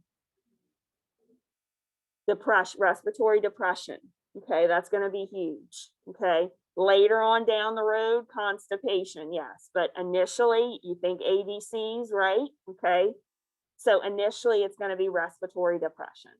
Okay, nitroglycerin. Okay, remember I said it's a vasodilator, so it's going to open up all the arteries, okay? But it can also cause low blood pressure too, as well. So we don't want that blood pressure to get too low with nitroglycerin. So we're going to keep our eye on the blood pressure to make sure we don't put them into hypotension. Because initially, okay, they're probably going to be hypertensive when they come in. Their blood pressure is going to be out through the roof when they come in with a myocardial infarction. Number one, they'll be in so much pain, okay? And number two, you have that blockage somewhere that's not letting that blood get to the heart, okay? So it's going to cause that increased blood pressure because of that blockage, okay? So we're going to give them nitroglycerin, okay, to open up the blood vessels and dilate the blood vessels, okay, and bring that blood pressure down. However, we don't want to bring it down too much. We don't want them to become hypotensive. Yes.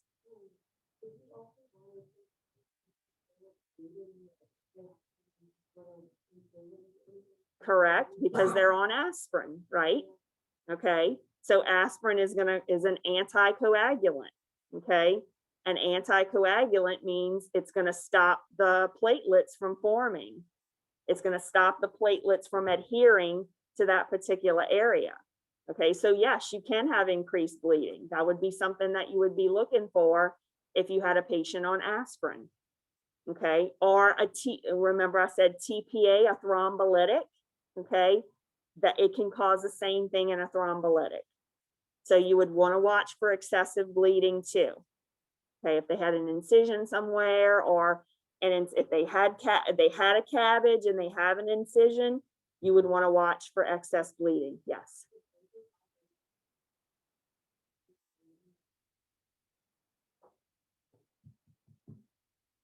I'm trying to think about how to answer that. Yes.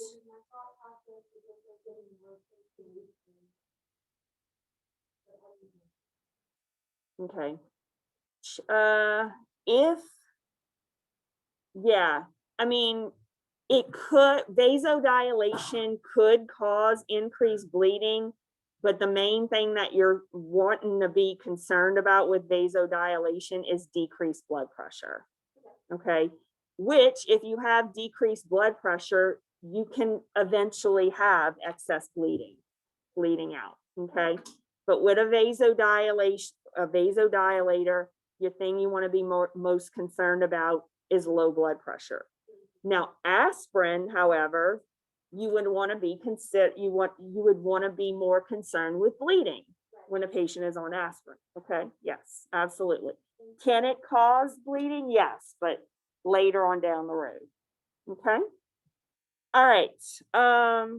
Let's see. Frequent cardiovascular assessments for a patient in acute coronary syndrome. Okay. You're going to do a more cardiovascular focused assessment. Okay. You're going to do heart sounds. You're going to do lung sounds too as well. Okay. You want to listen to those lungs and see if those lungs are clearing up. Okay. If you have that left-sided heart failure or that right-sided heart failure, okay, you're going to listen to your lungs. You're going to do your edema assessment. Okay. You're going to see if you have edema in the arms or the legs. Okay. You're going to do your capillary refill. Okay. All those things that kind of go along with the cardiovascular assessment, you're going to do them, and you're going to do them frequently for a patient that's in acute coronary syndrome or that has an MI. Okay. Weight intake and output. Okay, so again, we're gonna do a strict I&O on these patients. Okay, we're gonna see what they're taking in versus what they're putting out. Okay, and we're gonna take a daily weight at the same time every day. Okay.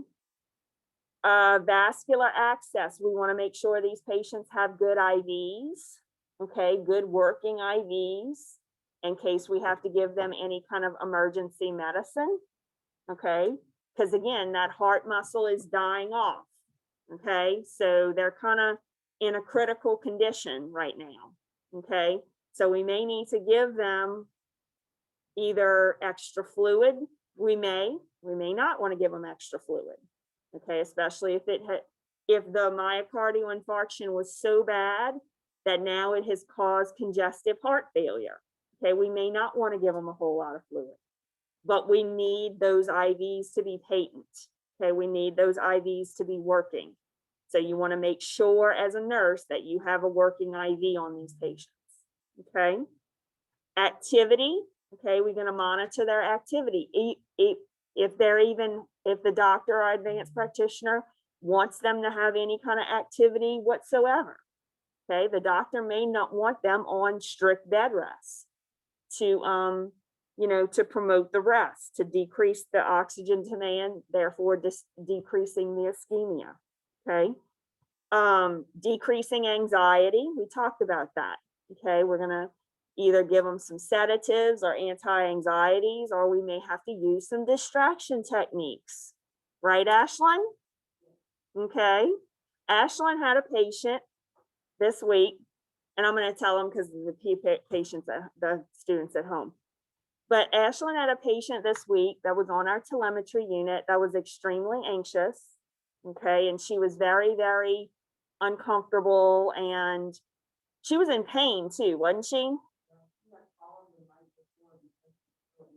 Okay, she had fallen the night before because she was so anxious. Okay, and she was just really, she was very, very anxious. And had they given her anything?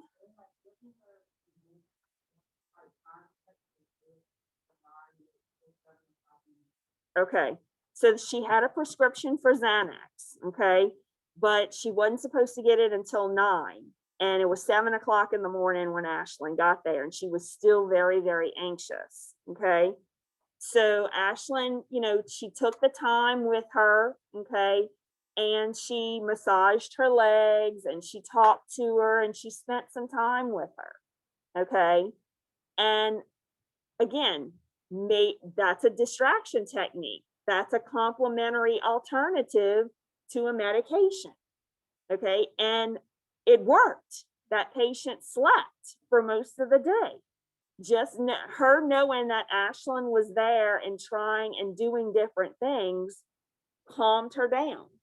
Sometimes that's all it takes, guys, is a few extra minutes with the patient to just say, okay, well, just talking to them, sometimes letting them get it out. Okay. Letting them talk it out. Okay. And sometimes you may have to just say, you know what, let me kind of rub your feet a little bit, or let me kind of rub your legs a little bit. Sometimes that helps. Or repositioning the patient can also help too. It might be as simple as just getting them to turn on their side and they may be less anxious. Okay, because they're in a new position and maybe they can breathe better now. Okay, so it was just it was an aha moment, so some using those complementary and alternative therapies that I tell you guys to know for your test, okay, can help you in the long run when medicine is just not doing it, because some patients don't respond to medicine. Okay, medicine's not always going to help these people. Sometimes you may have to think outside the box and think alternatively for these patients. Okay, so again, decreasing anxiety, if they have the meds, go ahead and prescribe them. But if they don't work, start thinking of our complementary and alternative ways. Okay. And of course, rehab. Okay. Acute nursing management for acute coronary syndrome. Okay. So we're going to make sure these patients go to rehab, to make sure they're set up for outpatient cardiac rehab. And we get somebody from the outpatient cardiac rehab to come and talk to these patients and tell them what's going to be expected. So the patient knows the expectations of this outpatient cardiac rehab. Okay. Any questions there? Okay. Oops. All right. Some signs and symptoms of complications after myocardial infarction. So a patient has had a heart attack. Okay. They're in the hospital. Okay.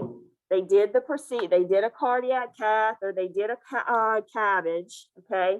There are still some complications that can occur after the myocardial infarction that the nurse has got to be aware of. Okay. So one of those, and we talked about that, is a dysrhythmia. Okay. The heart muscle deterioration, okay, or the death of the heart muscle may have been as severe as it caused the dysrhythmia. It did a number on the cardiac system, the conduction system. Okay. It may have been that bad. The extent of the infarction of the myocardium, okay, or the death of the tissue may have been so extent that it did a number on the conduction system. So now that patient has dysrhythmias. Okay, so now that patient may require a pacemaker. Okay, or they may require automatic defibrillator, or they may require them to be on digitalis for the rest of their life. Okay, heart failure. Okay, Marissa said that's what happened to her mom. Your grandma. Thank God I'm a mom. Sorry, Marissa's grandma. I'm sorry about that. That's what happened to her. Okay, she ended up getting heart failure because of the MI. Okay, so that can also happen. The heart muscle is now so damaged, okay, that the heart can't pump like it should. Okay, it can't pump all that blood like it did before the heart attack, before the infarction. Okay, so that's kind of the bad situation about an infarction, a myocardial infarction. The damage has kind of been done, okay, once it happens. And it's hard to, sometimes that heart muscle does not come back at all. Okay, now again, they can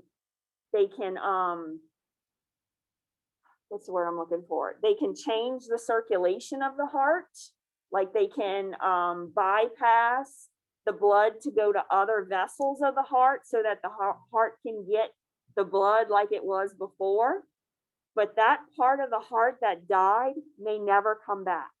Okay, so once they have that infarction, the damage has kind of already been done. That is why they say when a patient has chest pain, time is of the essence. Okay, the clock is ticking down. You've got to get these patients treatment as soon as possible. Never ever mess around with chest pain. Never. Okay, even if a patient says they have chest pain, okay, they need to get themselves to the emergency room right away.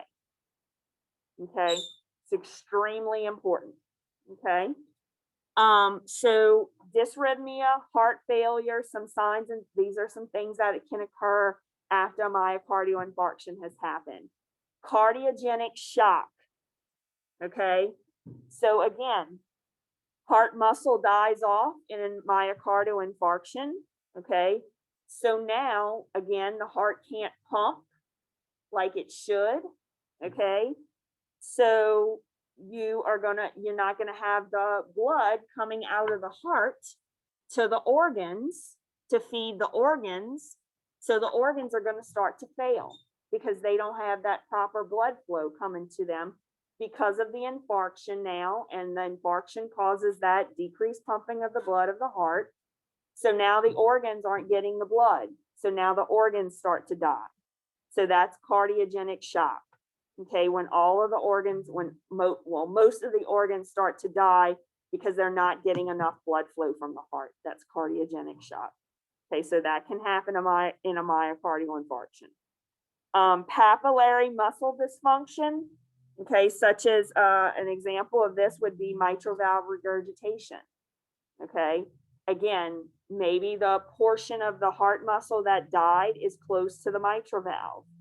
Okay, so now the mitral valve doesn't have that blood that it once had, or that oxygenation that it once had prior to the heart attack. So now it can't function like it did before the heart attack, that mitral valve. So now you may have that regurgitation because the mitral valve function is decreased. Okay, so you're gonna have that mitral valve regurgitation, that blood getting regurgitated into the atrium. Okay, let's see, ventricular aneurysm is an outpouching of the ventricular wall. Okay, so that is something, let's see, I can tell you, let's see, 23, page 23. Okay, yeah.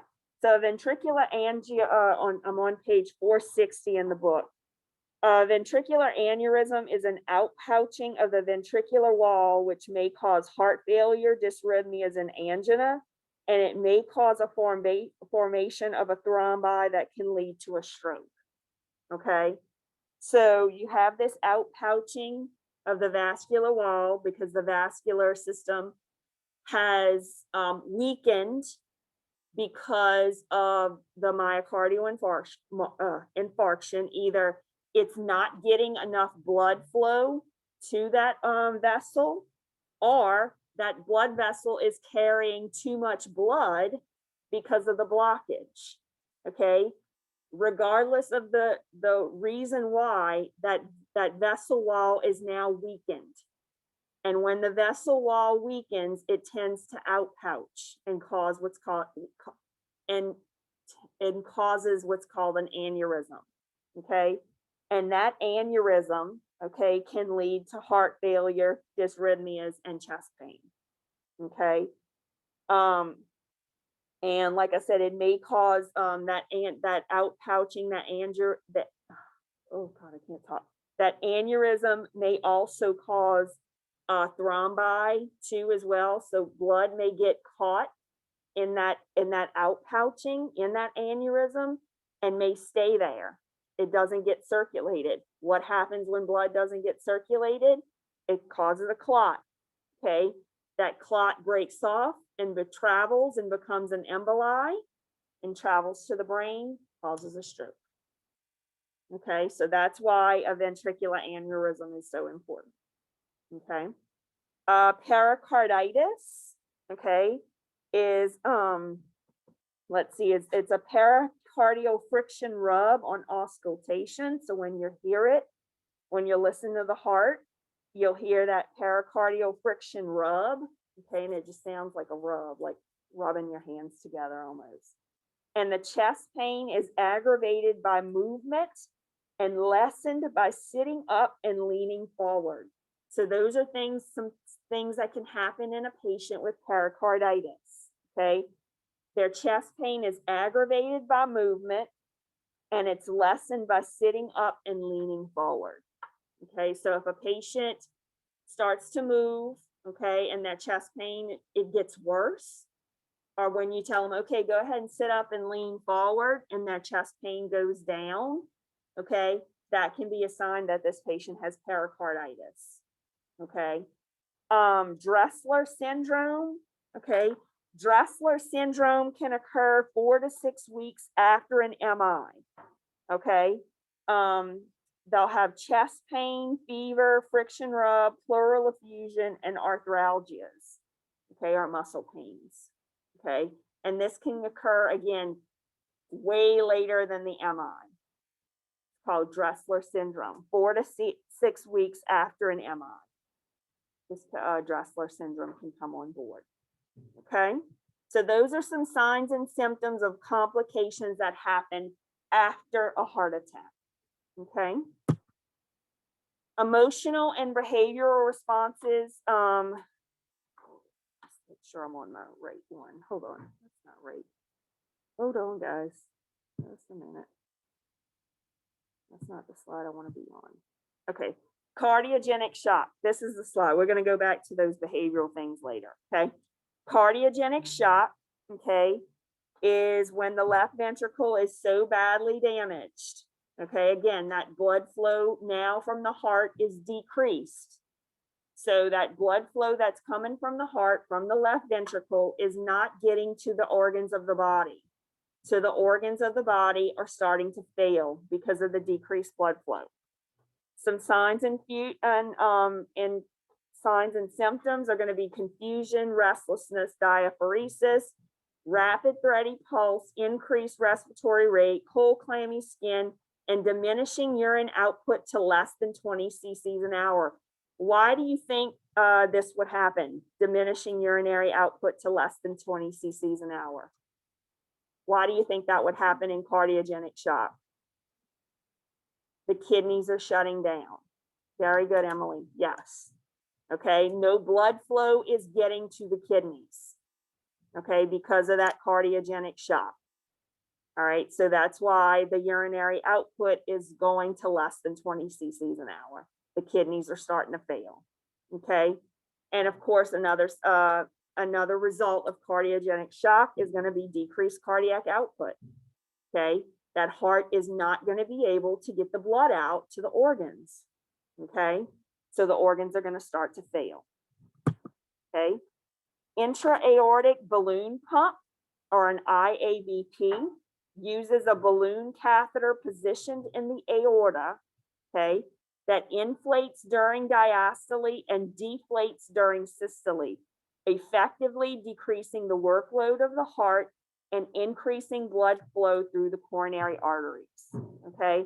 So this is what is sometimes put into patients that has sustainable heart damage, especially to the aorta, that have really bad damage to the aorta, okay? So they'll put that balloon catheter in the aorta, okay?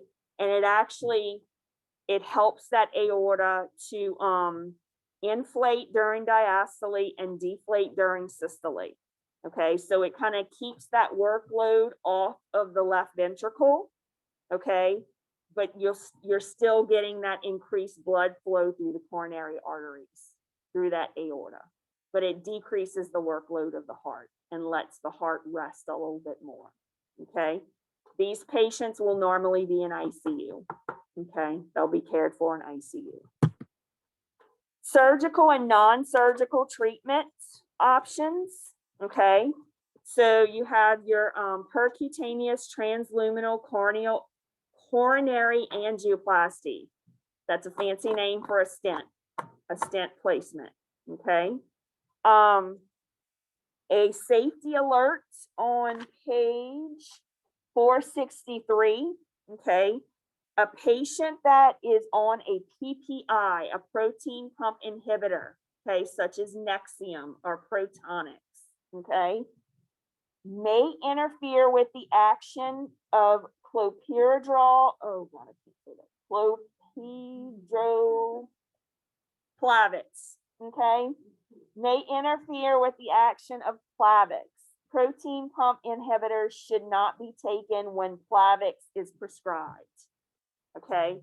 So your patients that are on PPIs, protein pump inhibitors for GERD, whether it be for reflux or something like that, okay? If the doctor wants them on Plavix, okay, that MD needs to be notified that they're on, the MDR advanced practitioner needs to be notified that this patient is on a PPI, okay? And 9 times out of 10, they'll say, DC the PPI, put them on the Plavix. I need my stent to be cleared, okay? I need to make sure my stent stays open that I put in. So I'd rather them be on the Plavix and get increased blood flow to the rest of the body than them be on a PPI and maybe have to deal with a little symptomatic GERD every now and then, okay? So again, it's what weighs out, okay? So if they're on a PPI, they cannot be on Plavix, okay? Transmyocardial laser revascularization, okay? So this is done for critically ill patients, okay? Or candidates that are non-candidates for a stent, okay? So they may do this for your really, really critically ill patients, okay? Or your candidates for some reason that are not able to have a stent. Okay, they'll do this transmyocardial laser revascularization. I personally have not seen one. I don't know a whole lot of places that do this because it's very rare. Like either the patient, they'll take the patient straight to surgery and just do an open heart, an open heart CABG on them, coronary artery bypass, or they'll put a stent in them. Okay, it's very rare that you see a patient that's not a candidate for either one of those. But if you did have a candidate that's not eligible for one of those, that's an option, this transmyocardial laser revascularization, okay? And then you have cardiac surgery. You have your coronary artery bypass surgery or a CABG, okay? Coronary artery bypass graft is a CABG, okay? Or a full heart transplant, okay? Depending on how severe the damage is to the heart, how much damage has been done, okay? They may have to do a full heart transplant on these patients as well, okay? All right, so nursing care of the patient having cardiac surgery, okay? So you're gonna do your preoperative care. You're gonna make sure they go for all their diagnostic tests and examinations. Okay, you're gonna make sure they have an EKG in the chart, a baseline EKG, okay, to see where they were, okay, what maybe, where they were right after they had the heart attack, and then they may get another EKG after they have a stent placement or after they have a cabbage, okay, they may get another EKG, okay, so they'll be getting a lot of EKGs, okay, so you're going to make sure they have all of those preoperatively. You're going to teach them, okay, you're going to do some teaching about the medications that they're going to receive in surgery, okay. You're going to tell them, you're going to do your deep breathing and coughing exercises, okay? With these patients, with your deep breathing and coughing, what do you think is important? Splinting, yes. Okay, you want to make sure these patients splint when they deep breathe and cough, okay? Because you don't want to put extra excessive force on that incision in the chest. Okay, so they're going to take a pillow, they're going to put it against their chest, they're going to take a deep breath in, and they're going to cough, but they're going to make sure you splint. So splinting is huge for these patients. You still want them to deep breathe and cough, okay, but you're going to need them to splint, okay, when they do so.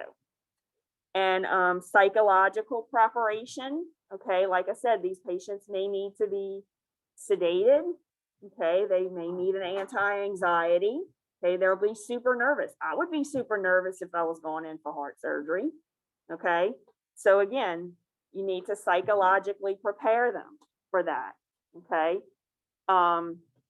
You need to let them know if the doctor should be letting them know all of this, okay, but a lot of the stuff that you will be telling the patient will be reiteration or repeat of what the doctor has told them, okay? Like, okay, after you have your surgery, you're going to be probably going into the ICU, okay? This doesn't necessarily mean you're dying. It means that the doctor wants more, he wants more frequent care for you than the regular floors can provide. Okay, they're going to be doing a lot of tests. They're going to be giving you a lot of medicine. Okay, they're going to be watching you extremely closely. Okay, because this is a pretty serious surgery that you're having, and we need to make sure all eyes and hands are on deck. Okay, so those are some things that you can tell them to kind of help them to prepare for the surgery and prepare for what's going to happen after. Okay, so that's in pre-op. Okay, so this is post-op.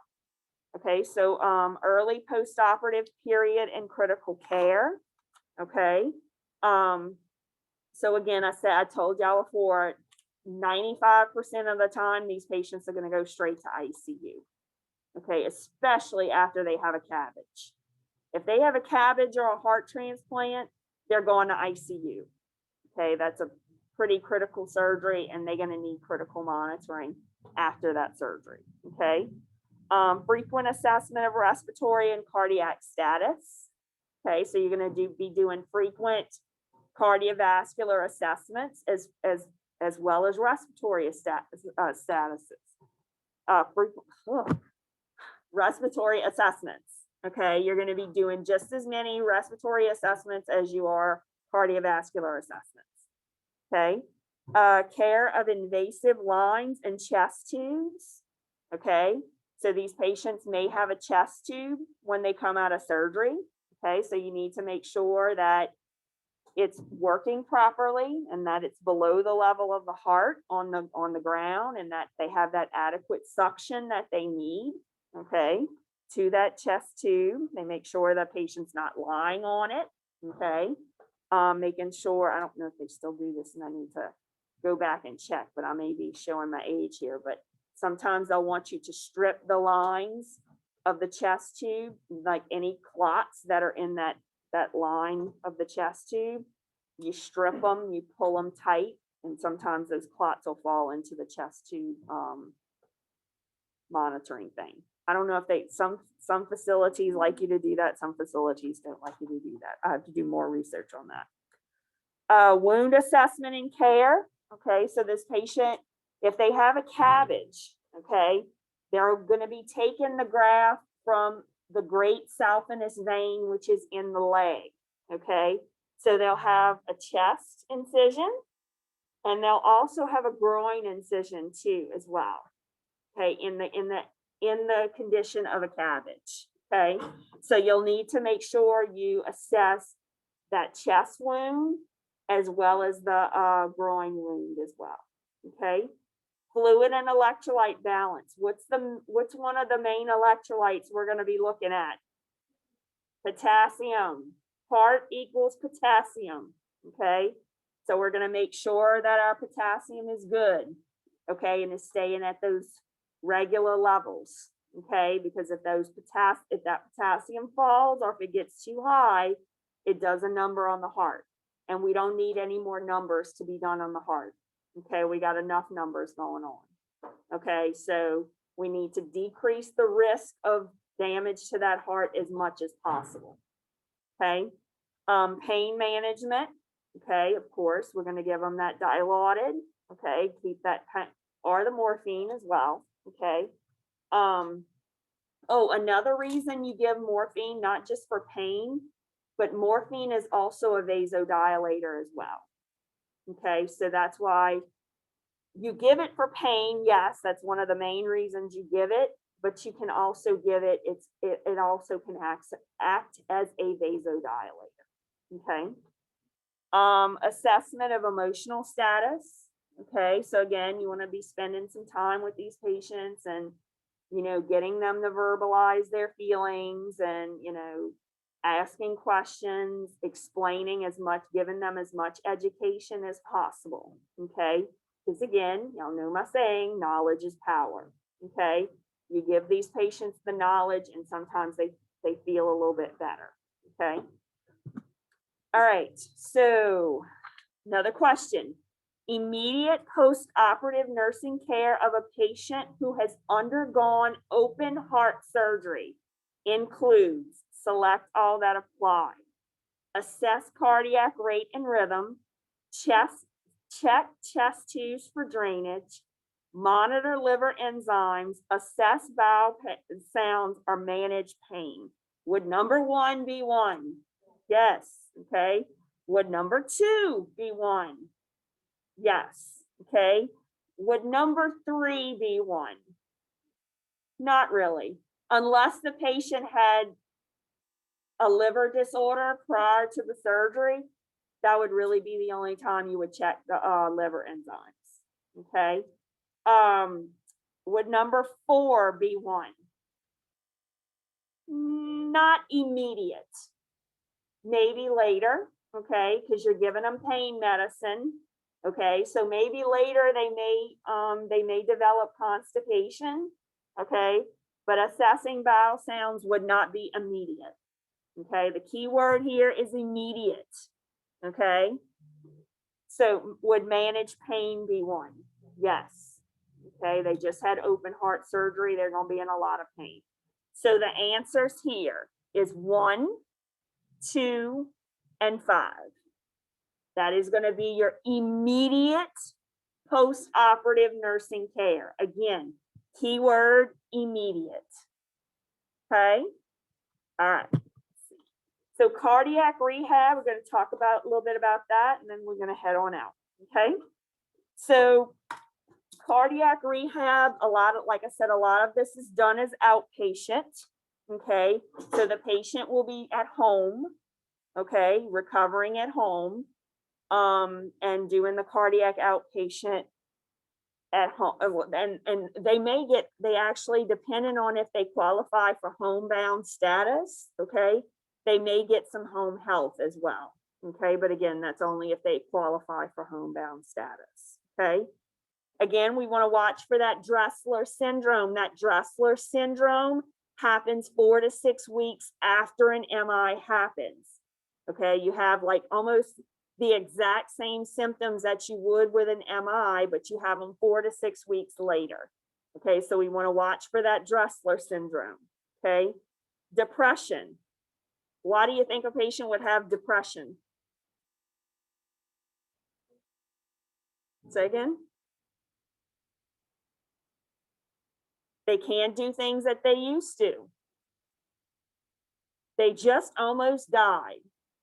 Okay, that's some things to be depressed about, right?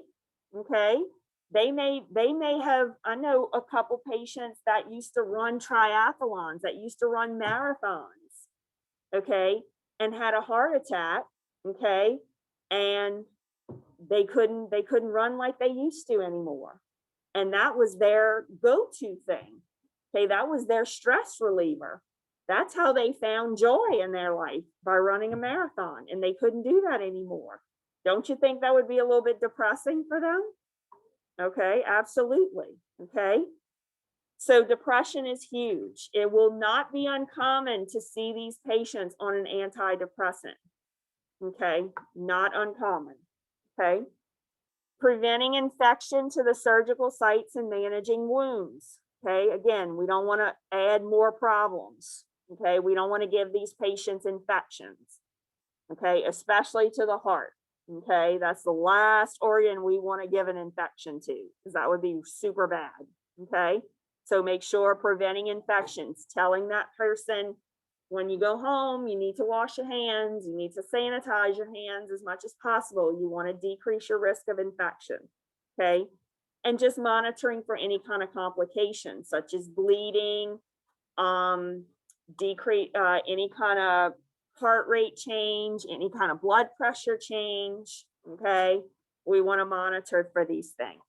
Okay, all right, community care, restore and some goals for our community. We want to restore and maintain optimal physiologic function. Okay, we want to try to get them back to the state that they were before. However, because they may, depending on the extent of their muscle damage to their heart, we may never be able to get them back. Okay, but we want to try to get them as close as we can back to their prior level of functioning. We want to improve their psychological outlook. Okay, so we could improve their psychological outlook by focusing on the positive. Okay, saying, you're still here. Okay, you're still on this planet. You still have your wife and your beautiful kids to look at every single day. Okay, you want to focus on the positive. Okay, you want to maintain ability to work and social well-being. Again, trying to get them back as much as possible to their prior level of function. Okay, and that is all. Any questions? Stop my share. I'm going to ask you guys at home, any questions? All right. Okay, I will see you guys tomorrow. You guys in quarantine, I will see you online, same time, same link. You can use the same information that you have today for the presentation tomorrow. Okay. Any other questions? And again, this is going to be recorded too. This is recorded, so I'm going to put it on YouTube as well. Okay. All right. Good luck on y'all exam. I will see y'all tomorrow. Yep. I'll post the Kahoots like I did last week. Yeah.